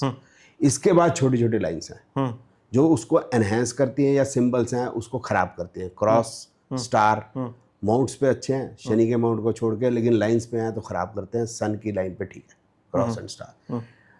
Squares are good, triangles are good, और ट्राइंगल में अगर वो ट्राइंगल अर्थ लाइन और फायर लाइन पे है तो दैट शोज प्रॉपर्टी, ठीक है। तो ये जो लाइंस और ये जो सिंबल्स हैं ये आते और जाते भी रहते हैं। जी, मैंने तो जैसे मेरे मरकरी माउंट के ऊपर वो है, लोटस है। लोटस का मतलब वहाँ पर हो गया कि भाई जो मेरी स्पीच है उसके अंदर कहीं कहीं मैं आपको पता है कटाक्ष, थोड़ा मजाक, प्रेजेंटेशन एक डिफरेंट है, मतलब एक मतलब नीरस सी नहीं है। तो इस टाइप से तो वो अगर वो मेरी चेंज हो जाएगी, मतलब वापस जो है उसमें विटी पेन खत्म हो जाएगा, I will not be that much witty, तो फिर वो लोटस गायब हो जाएगा, उसमें दिखेगा नहीं। तो ऐसे ही है। अब लोटस से मेरे को 2 बातें ध्यान आ रही हैं। एक तो कीचड़ में खिलता है और उसकी महत्वता अलग ही रहती है, जो आप डिस्पेल करने की कोशिश करें, डार्कनेस है, इग्नोरेंस। और दूसरा हमारा देश की जो राजनीति से भी कनेक्शन जुड़ता हुआ। अच्छा, बीजेपी भारतीय जनता पार्टी का सिंबल है, सिंबल है वो। हाँ। तो वो हाथ में आ गया सर, मतलब वो भक्ति दिखती है। नहीं, नॉट बीजेपी भक्ति, राम भक्ति। नहीं, वो अलग बात है, राम भक्ति का मतलब नहीं है। बात है कि इसमें कोई लोटस नहीं होता, लोटस का नाम है। Actually it looks like a flower. Okay. Lotus क्योंकि हमारे देश के अंदर ज्यादा रिस्पेक्टफुल फ्लावर माना जाता है और खूबसूरत तो होता ही है, तो इसलिए उसको लोटस नाम दिया गया, otherwise it's not a lotus. ठीक है सर। तो मार्कर्स सर मेरे को जानने हैं थोड़े से दर्शकों के लिए कि जो रेड फ्लैग है जो रिलेशनशिप्स के लिए, उसमें को पाम में कैसे देख सकते हैं? कुछ 1-2 पॉइंट अगर आप बताएं तो। रिलेशनशिप में कुछ रेड फ्लैग भी हम जैसे चार्ट मैच करते हैं, हम किसी हस्बैंड वाइफ को कुछ देख रहे हैं, हाँ, रिलेशनशिप में दिक्कत आएगी। देखो, जो मोटा मोटा एक तो 4 टाइप के हैंड्स हैं, तो इसमें एक वाटर हैंड कहते हैं उसको, वो इमोशनल का ज़्यादा है। तो हमें देखना है कि जो वाटर हैंड का इंडिविजुअल है उसको किसके साथ मैच करना है, टोटल हैंड। फिर उसके बाद है मोटे तौर पे जब हम रिलेशन की बात कर रहे हैं तो वाटर की बात ज़्यादा कर रहे हैं, तो हार्ट लाइन, हार्ट लाइन दोनों की इंडिविजुअल की मिलानी बड़ी ज़रूरी है। फिर मतलब हार्ट लाइन में बड़ा वेरिएशन होता है, एक होती है उसको कहते हैं सुआन क्रीज, वो काफ़ी लंबी होती है और नीचे की तरफ गिरती है, तो वो तो बिल्कुल बचपना ख़त्म ही नहीं होता उसका। उसके साथ मतलब रिलेशनशिप में अगर आप जाओगे तो आपका दिमाग का दही हो जाएगा, क्योंकि वो आपके ऊपर ही पूरा रेस्ट करना है उसने इमोशंस।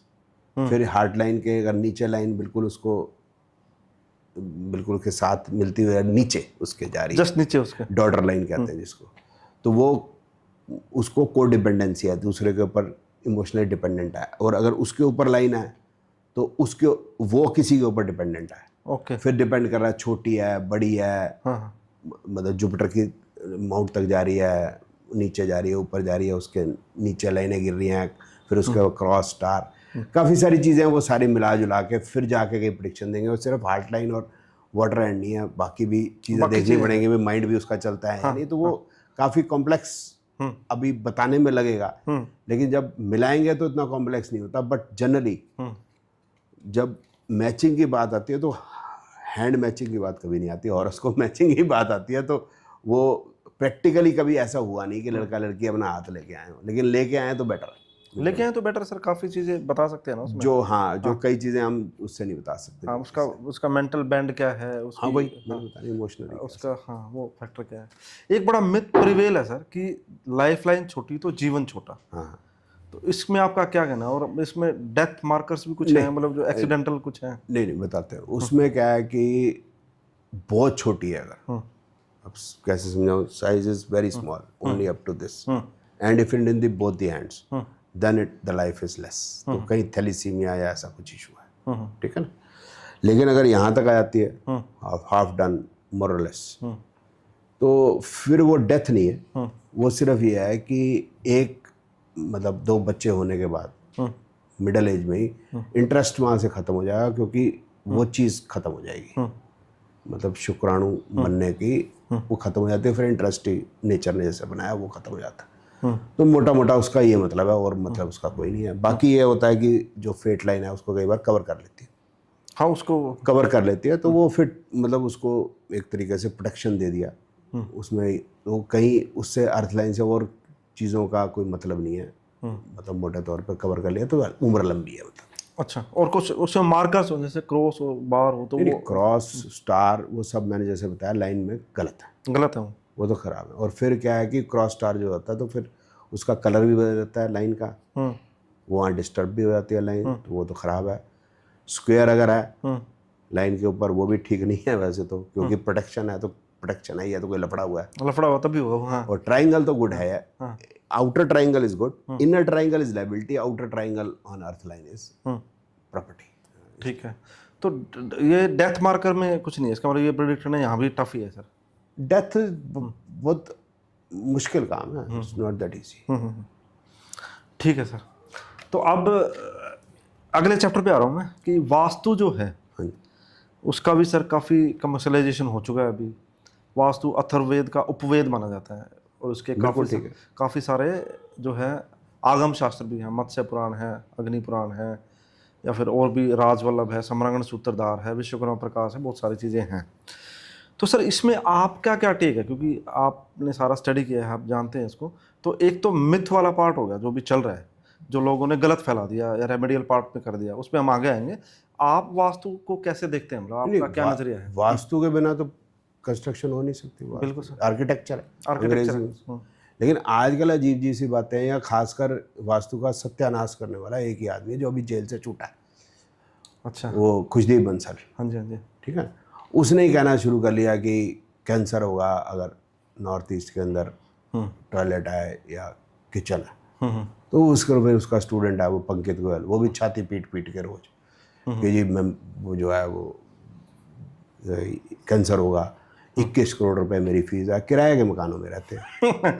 अब बातें बड़ी अजीब अजीब से हैं। कहने का मतलब है जो कहने मैं क्या कहना चाह रहा हूँ कि वास्तु इज फॉर कंस्ट्रक्शन, ठीक है ना, good living in what sense, जितने भी हमारे एंशियंट साइंसेज हैं उनमें है कि पंच तत्व को बैलेंस करना है, ठीक है। वास्तु में भी है पंच तत्व को बैलेंस करना कि भाई सूर्य है वो अग्नि है, तो उसका जो मूवमेंट है उसको कैसे हमने चेक करना है। साथ में हवा, कि हमारे यहाँ पर भारत में ज़्यादातर जो हवाएं हैं ईस्टर्ली वेस्टर्ली है, पूर्वा और पछवा, तो वही चेक कर लेना कि भाई हवा, पानी और धूप ये बैलेंस करना है। अब इससे ये निकाल के जो ला रहे हैं कि कैंसर हो जाएगा, पैसा आएगा, नॉर्थ से पैसा आएगा, वेस्ट से आएगा, नॉर्थ से अपॉर्चुनिटी आएंगी, वेस्ट से पैसा आएगा, तो किचन साउथ ईस्ट में होनी चाहिए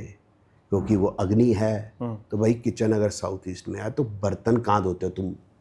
बाथरूम में जाके धोते हो, बर्तन भी तो किचन में धोते होंगे, तो तूने कभी नहीं देखा, तो अजीब बात कर रहे हैं। अगर वेस्ट से पैसा आ रहा है तो मेरे को आप ही बता दो मेरे भाई, अगर वेस्ट से ही पैसा आ रहा है तो ये सारे गोरे जो हैं ईस्ट की तरफ, भारत की तरफ के, भारत को लूटने क्यों आए? ये सारे ईस्ट में ही आए ना लूटने। आज भी पैसा भारत में ही है। गोरी आया, गजनवी आया, मुगल्स आए, वास्को डे गामा आ गया, डच आ गए, पोर्चुगीज आ गए, ये मुगल्स तो खैर जो कोई बात नहीं, इंग्लिश आ गए, फ्रेंच आ गए, कितना लूट के ले गए। उसके बाद पैसा कहाँ है? आज भी है। भारत की औरतों के पास बैंक ऑफ अमेरिका से 3 गुना पैसा है, ऐसा भारत की गवर्नमेंट को अंदेशा है। और पक्की बात है 10 गुना निकलेगा। 10 गुना निकलेगा। आपको ही नहीं पता होगा आपकी वाइफ का हुआ कितना पैसा। बिल्कुल, तो हिसाब नहीं लगाया, गवर्नमेंट को खाक पता है। हिसाब नहीं लगाया सर मैं वही कहता हूँ, गवर्नमेंट को खाक पता है। सही बात है। इतना गोल्ड लूटने के बाद भी आज ये गोल्ड है, आज ही भारत नंबर 1 है। आपको जो इंडिया से बाहर जाए और मेरे साथ बहस करा दो कि भारत को छोड़ के कौन सा बेहतर कंट्री है जीने के लिए। ये बात सत्य है सर। खाना पीना, रहना, एजुकेशन, हेल्थ, कुछ भी। हाँ, ये ज़रूर है कि हमारे यहाँ पर जैसे दिल्ली में हम रहते हैं तो थोड़ा डस्ट रहती है और वो अच्छा नहीं है, खासकर वो जो पराली जब जलती है। इसको छोड़ के तो सब मौज ही है। जितनी हम मौज कर रहे हैं कोई मौज कर ही नहीं रहा इस पृथ्वी के ऊपर। ये बेकार की बात करते हैं। तो आप ये कहना चाह रहे हैं कि नॉर्थ ईस्ट में टॉयलेट बन सकता है? नहीं, मैंने ये नहीं कहा। मैं ये कह रहा हूँ कि नॉर्थ ईस्ट के अंदर टॉयलेट होने से कैंसर होगा, ये इडियोटिक बात है। क्योंकि समझ लो कि नॉर्थ ईस्ट में टॉयलेट है और 22 मंजिल है तो सभी को हो जाएगा। सभी को होगा। और किसको होगा सर? 10 लोग हैं घर में। ओके। अब नॉर्थ ईस्ट में टॉयलेट नहीं होना चाहिए, मैं भी कहता हूँ। रीज़न क्या है कि नॉर्थ के अंदर धूप नहीं आएगी। जो मूवमेंट ऑफ सन है that is from east to west through south. सिर्फ गर्मियों के अंदर, पीक गर्मी के अंदर ही नॉर्थ ईस्ट से नॉर्थ वेस्ट सन जाता है। तो उधर धूप नहीं आएगी और बाथरूम को धूप चाहिए, पानी सूखेगा कैसे? बस that is the thing. Logical है सर। लेकिन मैंने एक चीज़ समझी सर, मैंने खुद की मेहनत करी मैंने कि जब मैं कुछ सही कह रहा हूँ तो मेरे पास उसका प्रमाण होना चाहिए। तो सही चीज़ को जांचा कैसे जाए? तो मेरे को सोर्स की तरफ जाना चाहिए। तो मैंने कुछ 5-6 ग्रंथ पढ़े, खुद से मेहनत करके इकट्ठे करके पढ़े। तो मैमतम ग्रंथ है सर, एक काफ़ी फेमस माना जाता है आर्किटेक्चर में, प्लानिंग के लिए तो खूब करते हैं उसको। चैप्टर 29 श्लोक 117 क्लियरली बोलता है कि नॉर्थ ईस्ट में टॉयलेट हो सकता है। लिखा है वहाँ पे, मैं आपको दिखा सकता हूँ। देखो, मैं ये कह रहा हूँ कि फेसिंग वेस्ट हो या आपकी साउथ हो तो वहाँ पे टॉयलेट हो सकता है, अगर वो वास्तु के अनुसार ही जाते हैं तो। लेकिन वो कहेंगे नहीं कैंसर हो जाएगा। तो अगेन वही बात है कि वो आप इग्नोरेंस फैला रहे हो। मैं आप ही की बात को बिल्कुल सही कह रहा हूँ कि अगर उसकी खिड़की वेस्ट की तरफ खुलती है जो आप कह रहे हो, साउथ वेस्ट है, उस पर धूप आ जाती है तो बात खत्म हो गई। दूसरा है, it can not be a thumb rule. Southern hemisphere में क्या करोगे? एग्जैक्टली, मतलब ये तो डायनेमिक सब्जेक्ट है सर, इट्स अ डायनेमिक, ठीक है ना। फिर क्या है, मेलबोर्न चले जाओ आप। मेलबोर्न में एक एग्जांपल देने के लिए, वहाँ ईस्टर्ली वेस्टर्ली नहीं है विंड्स। वहाँ पर साउथ से अंटार्कटिका से आती है, नॉर्थ में वो रेगिस्तान है वहाँ से आती है। तो वहाँ पर का वास्तु बिल्कुल डिफरेंट हो जाएगा। कंप्लीट डायनेमिक है सर वो, कंप्लीट डायनेमिक। हाँ। और मैं आपको बताने की कोशिश ये कर रहा था कि मैंने जब पढ़ा ना तो वहाँ पे भी डायनेमिज्म है। हाँ। लेकिन ये पता नहीं कहाँ से फैला दी। अब दूसरा ये है कि जैसे साउथ वेस्ट में बोलते हैं कि टॉयलेट नहीं होना चाहिए। ये क्या करते हैं मैं बताता हूँ आपको। ये छाती ठोक ठोक के ऐसे कैंसर हो जाएगा, कैंसर हो जाएगा, मैं बताता हूँ, मान ही नहीं सकता। 21 करोड़ में लेता हूँ।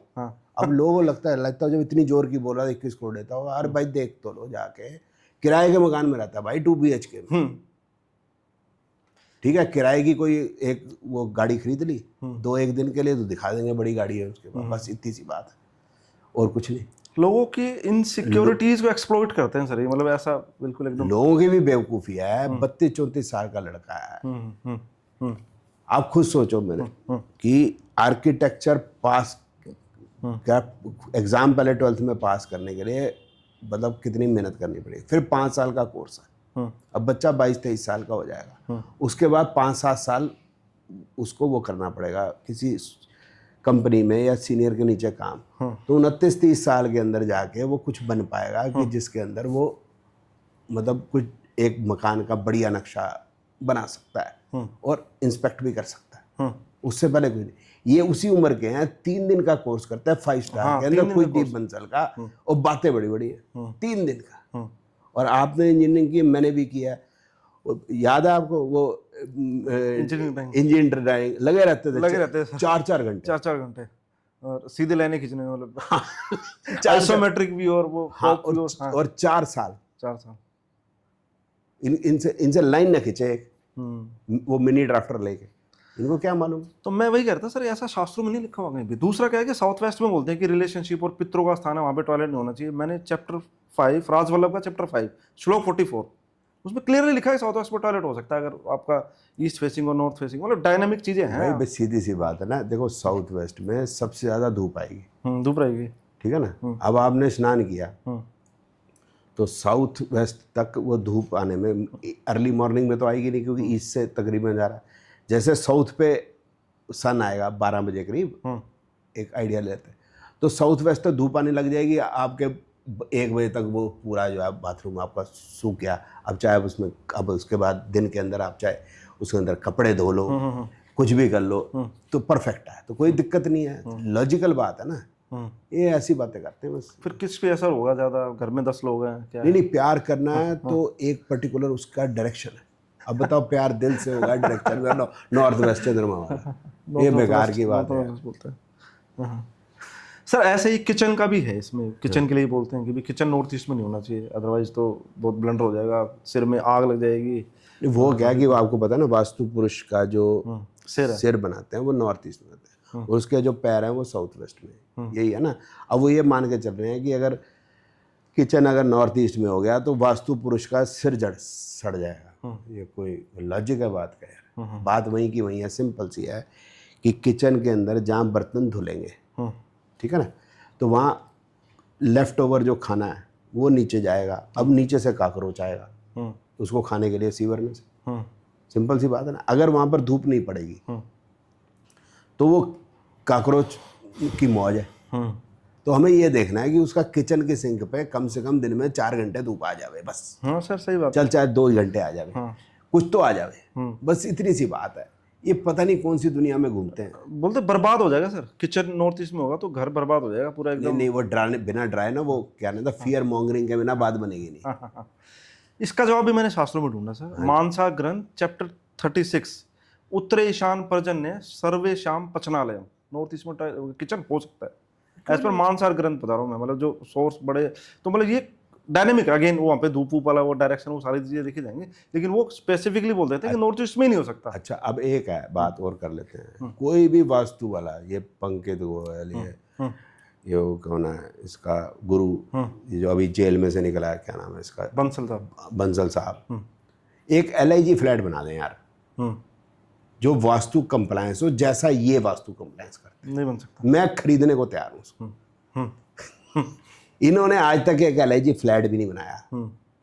और भारत में देख लो, भारत के बाहर भी देख लो, कितने बड़े बड़े फ्लैट बन रहे हैं, कितने बड़े बड़े पुल बन रहे हैं, समुद्रों के ऊपर पुल बन रहे हैं, बुर्ज खलीफा वो बन गई, मेट्रो बन रही है दिल्ली के मेट्रो। वो मेट्रो बनाने वालों को पता ही नहीं वास्तु, जो ये वास्तु है, वास्तु होती क्या है। और ये LIG फ्लैट नहीं बना सकते यार, वो बातें बड़ी बड़ी है। ये वगैरह कुछ का कुछ बना दिया, मतलब वो जो चीज़ एक एप्लीकेबल हो सकती है किसी चीज़ के लिए सही कॉन्टेक्स्ट में, लेकिन उसको इतना वो कर दिया ना कि आदमी मतलब परेशान हो गया, आ ही जाएगा आपके पास कुछ ना कुछ पूछने के लिए। हाँ, उसके अंदर डर बस पैदा डर भाई तेरा, अच्छा कोई ना कोई तो आदमी होगा जिसका भाई बाथरूम टॉयलेट या कुछ ना कुछ जो है वो मतलब वास्तु कंप्लायंस के हिसाब से, जब उसको तकलीफ होगी तब वो जाके चेक करेगा तो उसको लगेगा यार गड़बड़ है, इस वजह से गड़बड़ है। मेरी बीवी से क्यों नहीं बनती? क्योंकि वो टॉयलेट ठीक नहीं। अरे भाई बीवी से ढंग से बात कर ले, बन जाएगी यार। ये बात नहीं समझनी। फिर हर चीज का ना पता क्या है इसमें, ये बड़ी मजेदार बात है, आपने देखना नोट किया होगा आपने, अगर आपका काम नहीं चलता तो टॉयलेट और किचन को देखो, अगर आपके रिलेशन तो टॉयलेट किचन को देखो। कोई भी चीज हो, टॉयलेट और किचन, हर चीज टॉयलेट से शुरू होती है, किचन पे खत्म होती है, बस। ये नहीं समझ में आई। ठीक है सर, मतलब वास्तु में तो मज़ा आ गया सर बात करके। तो मेरे को रेमेडीज़ वाला हमने बिट्स एंड पीसेज में डिस्कस किया है, लेकिन रेमेडियल जो साइंस, जिसको नॉट साइंस, मतलब चीज़ें बन गई हैं, तो पहले तो आपने बताया था कि व्रत होते थे या फिर कुछ दान हो गया या कुछ छोटी मोटी और चीज़ें, रत्न पहन लिया। आजकल तो इतने प्रोडक्ट्स आ गए हैं सर, पहनने के लिए, बहाने के लिए, वो सारी चीज़ें हैं। तो इसमें लाल किताब का बड़ा फेमस है मामला कि वो रेमेडियल बुक ही बोलते हैं उसको। देखो सीधी सी बात यह है कि अगर हमने एज एन एस्ट्रोलॉजर मतलब एस्ट्रोलॉजी करनी है हमको, तो दिन के अंदर 5 या 7 लोगों से अधिक कंसल्टेशन देने में हालत खराब हो जाएगी। 8 दिन, लेकिन 30 दिन काम नहीं कर पाएंगे।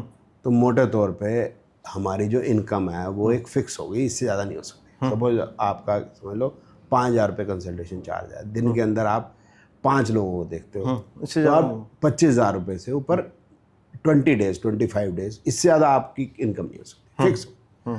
अब आपको अगर इससे ज़्यादा बढ़ानी है तो क्या करना है? प्रोडक्ट्स ये।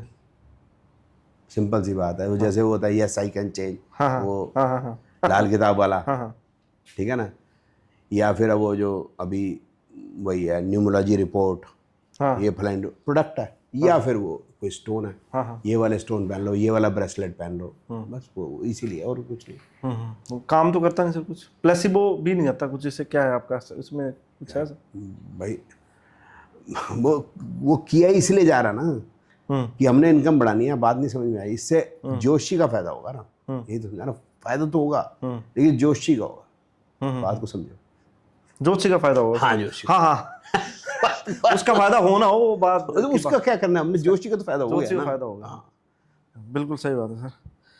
तो आपने सर काफ़ी डिस्कस करके बता दिया मेरे को, लेकिन मैं आपसे दोबारा ये सवाल पूछ रहा हूँ कि बेस्ट कॉम्बो क्या है एक प्रिडिक्शन के लिए? मेरे को कोई प्रिडिक्शन करनी है तो मैं किन किन चीज़ों को ऐड करूँ? ब्रीफ में अगर छोटा एग्जांपल के साथ आप बता दें कि नो इवेंट ऑफ लाइफ के हेल्थ के बाद होगा education, profession, marriage, child birth, litigation, property, vehicle purchase, travel and death, यही है मोटा मोटा। तो इसके लिए एस्ट्रोलॉजी और न्यूमोलॉजी से we can predict nearly everything. बहुत डीप में अगर जाना है, अगर हमारे दिल की प्यास है, ये सब क्यों हो रहा है, पास्ट जीवन कैसा है, मतलब क्यों मैं यहाँ पैदा हुआ, अगला जन्म कैसा हो, ऐसा कुछ काफ़ी डेप्थ में जाना है तो पमिस्ट्री की ज़रूरत है। ऐसे प्रिडिक्शन के लिए पमिस्ट्री की ऐसी कुछ ज़रूरत नहीं है। और वो LGBT को भी मैंने बताया आपको, उसकी हमको हिंदुस्तान में कोई बहुत ज़्यादा कोई क्वेश्चन आता नहीं। अच्छा बाहर भी चले जाएंगे तो वो कोई तब भी क्वेश्चन नहीं होगी, दैट इज नॉट दिक्कत ही नहीं है, टैबू ही नहीं है, मतलब तब भी टैबू चलेगा, है। हाँ। तो we can predict from astrology, numerology, astrology, numerology और पामिस्ट्री को मिला के बता सकते हैं। पमिस्ट्री के लिए बहुत डेप्थ में अगर जाना है, जैसे मैंने पहले बताया था कि कलाकार है तो कौन सी कला, बताया था आपने, ठीक है ना, तो उस चीज़ की डेप्थ में, अगर उसकी सेक्सुअल ओरिएंटेशन को डेप्थ में आपने स्टडी करना है, then you need palmistry, otherwise not. Otherwise astrology भी कर सकती है, न्यूमरोलॉजी भी कर सकती है। Astrology can not tell LGBT क्यों ना, हाँ वो नहीं बताएगी, नहीं बता सकते। ओके। तो ऐसी स्पेसिफिक चीज़ों को जानने के लिए स्पेसिफिक साइंसेज हैं। हाँ वो बहुत डेप्थ में जाने के लिए। अब इसमें और भी मैं बता देता हूँ, और भी कि एक है वडाली ब्रदर्स, उनका आप देखिए किस तरह से है वो, और दूसरा होगी लता मंगेशकर, तो उनकी पिच और इसकी पिच डिफरेंट है ना, उनकी हैवी आवाज़ है, और सोनू निगम और समझ लो लता मंगेशकर, उनकी पिच जो है वो डिफरेंट है। तो ये हमें हाथ से पता चल जाएगा कि अगर ये सिंगर है तो किस पिच पे गाएगा, ये भी बता दें, ये पता चलता है। तो बेस्ट कॉम्बो है मतलब जैसे जानने के साथ। हाँ बेस्ट कॉम्बो, एस्ट्रोलॉजी, न्यूमरोलॉजी, पमिस्ट्री, तो बेस्ट कॉम्बो, यही 3 साइंसेज हैं प्रेडिक्शन की, और तो है ही नहीं कोई। ठीक है सर। तो अभी एक छोटा सा सवाल मेरा और है कि ज्योतिष किसके लिए, वो तो हमने डिस्कस कर ही लिया, ज्योतिष किसके लिए नहीं है, मतलब जिसको ज्योतिष की ज़रूरत नहीं है। आप कुछ समझते हैं इस बात को कि मतलब ऐसा भी कोई कंडीशन हो सकती है जिसमें ज्योतिष की ज़रूरत ही नहीं है? क्षत्रिय के लिए, क्षत्रिय के लिए उसको बस युद्ध करना है, ऐसा है? क्षत्रिय है तो उसको जो है, युद्ध तो युद्ध की बात नहीं मैं कह रहा, मतलब क्षत्रिय है अगर उसको, तो उसको तो जो भी लाइफ में आ रहा है उसको एज इट इज लेना है। हाँ उसको एज इट इज लेना, कोई ज़रूरत नहीं। ठीक है सर। तो अभी मेरा एक छोटा सा रैपिड राउंड है, आपसे पूछना है मेरे को कि आप एक चूज़ करेंगे सर इसमें से ना, वास्तु और लाल किताब। वास्तु और लाल किताब दोनों में से कोई एक बेटर समझते हैं इसको आप, दोनों में से वास्तु और लाल किताब? लाल किताब तो है ही कुछ नहीं, है कुछ नहीं, तो वास्तु को दैट इज अ फ्रॉड। अच्छा, लाल किताब इज अ फ्रॉड, दोनों का कोई मीनिंग नहीं है, मतलब मैच नहीं है। मैच नहीं करना था सर, दोनों में से बेटर किसको? वास्तु नहीं, vastu is for building of the मतलब construction, that is a science. हाँ मैं अलग अलग था उसमें। हाँ that is a science and it is needed. हाँ, और जो लाल किताब इज अ फ्रॉड। आपने वास्तु ले लिया इसमें, वास्तु एंड पामिस्ट्री दोनों चीजें अलग है ना। हाँ अलग अलग, किसको पिक करेंगे आप? प्रिडिक्शन के लिए पमिस्ट्री है, कंस्ट्रक्शन के लिए आप वास्तु को तो डिनाई करे थे कि वो तो जैसे ज्योग्राफी एंड किस लॉन्गिट्यूड लैटिट्यूड बता रहे हो आप, सदर्न नदर्न, तो इन दोनों में से अगर एक उठाना हो तो पामिस्ट्री और वास्तु, किस आपके दिल के नजदीक कौन सा है, मतलब वास्तु एंड पामिस्ट्री? नहीं, दोनों ही दिल के नजदीक हैं। Vastu is for construction, palmistry is for prediction. Agree. फिर भी आपको एक चूज करना हो, आपको दोनों में से एक। नहीं हालांकि नहीं, आप एप्पल और ऑरेंज की बात कर रहे हैं, दोनों में से मैं कैसे अच्छा choose करूं? चलो मैं बोलता हूँ आपको कि दशहरी आम और आप सफेदा आम के बीच में बात करो तो मैं बात कर सकता हूँ। हाँ, तो मैं ले लेता हूँ सर पराशर ज्योतिष, केपी एस्ट्रोलॉजी। अच्छा, केपी केपी एंड भृगुनंदी नाड़ी। नहीं, केपी वर्सेस पामिस्ट्री। दोनों अलग है, क्योंकि उसमें से कुछ अलग चीज पता चलेगी, उनमें कुछ अलग चीज। बेटर किसको समझते हैं, मतलब फिर भी एक को पकड़ना हो आपको, एक को छोड़ना हो तो? हाँ, पामिस्ट्री वर्सेस न्यूमरोलॉजी। दोनों ही अच्छे हैं लेकिन आपको एक चूज करना है सर, और मैं आपसे मानता हूँ कि आपकी डिस्क्रिमिनेशन स्ट्रॉन्ग है, तो नहीं, वो पामिस्ट्री जाएगी। पामिस्ट्री वर्सेस नाड़ी ज्योतिष। अब ये फिर फंसा दिया आपने, नाड़ी ज्योतिष ना, ठीक है सर, बहुत बढ़िया सर। तो नाड़ी ज्योतिष पे रुके हम आगे। तो आपका युवाओं के लिए क्या संदेश है सर, जो एस्पायर करें कि मेरे को एक अच्छा एस्ट्रोलॉजर बनना है? एस्ट्रोलॉजर बनना है उसको, यूथ के लिए, क्योंकि यूथ ही है जो सर जो कुछ बदलाव लाने की हिम्मत कर सकता है। हाँ जी। तो वो आ भी रहे हैं लोग, अब वो अलग अलग डिफरेंट माइंड सेट से हैं, लेकिन जनरलाइज नहीं कर सकते कि सभी खराबी होंगे अच्छे होंगे, मतलब हमें नहीं पता। लेकिन अगर है तो उनके लिए आपका क्या संदेश है सर, कि मतलब हाँ, जो अच्छा ज्योतिषी बनने के लिए क्या क्वालिफिकेशन? जो ज्योतिष पढ़ना चाहता है, तो ज्योतिष एक साइंस है। आपको जब पढ़ना है तो लाइफ में इवेंट्स ही होने हैं, आपको उनके इवेंट्स के फॉर्मूले चाहिए जो हर जन्मपत्री में एक जैसे लगे, और कब वो फार्मूला लगेगा, मतलब कब वो इवेंट होगा, उसको टाइमिंग का कैसे करें, वो सीखना है, बस इतना ही है सर। हाँ जी, ठीक है, मैं नीचे नंबर भी डाल दूंगा सर का, आप सर से कांटेक्ट कर सकते हैं, कोई अगर सीखना चाहता है पामिस्ट्री, ज्योतिष, नाड़ी ज्योतिष और अपना न्यूमरोलॉजी, तो कोई भी कांटेक्ट कर सकता है। सर लास्ट क्वेश्चन है मेरा, और मेरे को सर किताबें बड़ी प्रिय हैं, तो आपकी तरफ से कोई फेवरेट बुक आपकी जो आपके नज़दीक है, अपार्ट फ्रॉम एस्ट्रोलॉजी, या एस्ट्रोलॉजी भी हो सकती है, आपकी अपनी किताबें तो मैंने रखी हैं सारी यहाँ पे, लेकिन आपकी फिर भी कोई किताब आपके सबसे नज़दीक हो जो आपको काफ़ी पसंद आई और बोले कि दूसरे पढ़े? एक तो autobiography of a Yogi, okay, ठीक है। दूसरा, मैंने बचपन में शेक्सपियर को काफ़ी पढ़ा, तो कुछ जगह पे तो मेरे को मज़ा नहीं आया, कुछ जगह पे बहुत मज़ा आया उनकी थॉट को। तो बाकी तो रामचरितमानस मैंने पढ़ी नहीं, लेकिन क्योंकि हम जो है इतने भारतीय संस्कृति और भारतीय हैं, तो रामलीला देखना और ये सब डिस्कशन वगैरह में, वो तो मतलब घुट के अंदर आए वैसे ही आ जाती है, आ जाते हैं सर। ठीक है ना। फिर से आता है महाभारत, मैंने पढ़ी, ठीक है। तो और इसके अंदर जो भगवान कृष्ण ने जो ये बात की है, जो समझना बहुत मुश्किल है, लेकिन अगर धर्म के साथ चलेंगे तो बहुत आसान है, कि कर्म किया जा, फल की इच्छा मत कर। ये बात अगर पकड़ ली किसी ने, बस जिंदगी इतनी आसान हो जाती है, मैं बता नहीं सकता। मैं सर सोच ही रहा था इस बात को कि भगवत गीता आना चाहिए, और एंड में आ गया वो, मतलब मैं चाह ही रहा था, मतलब मेरे मन से इच्छा थी कि वो आ गया सर, बहुत बहुत धन्यवाद। एक और है अष्टावक्र गीता, वो लेकिन जो आध्यात्मिक लेवल पे चली जाती है, अगर वो भी कोई पढ़ेगा तो दिमाग के सारे, अरे वाह सर, परचे खुल जाएंगे उसके। अष्टावक्र गीता पीएचडी है, मतलब अगर भगवत गीता ग्रेजुएशन है, क्योंकि वो स्टार्टिंग है, और भी ज़्यादा। हाँ, वो पढ़ेगा हर आदमी के समझ आने वाला नहीं आएगी सर, अद्वैत वेदांत का एपिटॉम है, मतलब वो, और पहले ही श्लोक में सब धागे खुल जाते हैं, मतलब इंसान के मोक्ष कैसे मिलेगा, वो पहले ही उसमें है वो। सर बहुत बहुत धन्यवाद आपका। मैं उम्मीद करता हूँ, मेरा ऐसा मानना है, मेरा ऐसा विश्वास है, आपको ये पॉडकास्ट पसंद आया होगा। जो हमारे प्रश्न थे उनके बड़े डायरेक्ट जवाब मिले, फिर भी आपके कुछ सवाल बचते हैं तो आप कमेंट बॉक्स में डाल सकते हैं, मैं सर से पूछ के जरूर उनका जवाब दूंगा, और आने वाले समय में मैं सर को दोबारा बुलाऊंगा, कुछ हमारे टॉपिक बचते हैं कुछ और टॉपिक पे बात करने के लिए, तब उन सवालों के जवाब हम देंगे। सर काफ़ी धन्यवाद आपका, मतलब आप बहुत बहुत धन्यवाद अपने पॉडकास्ट पे बुलाने के लिए, धन्यवाद।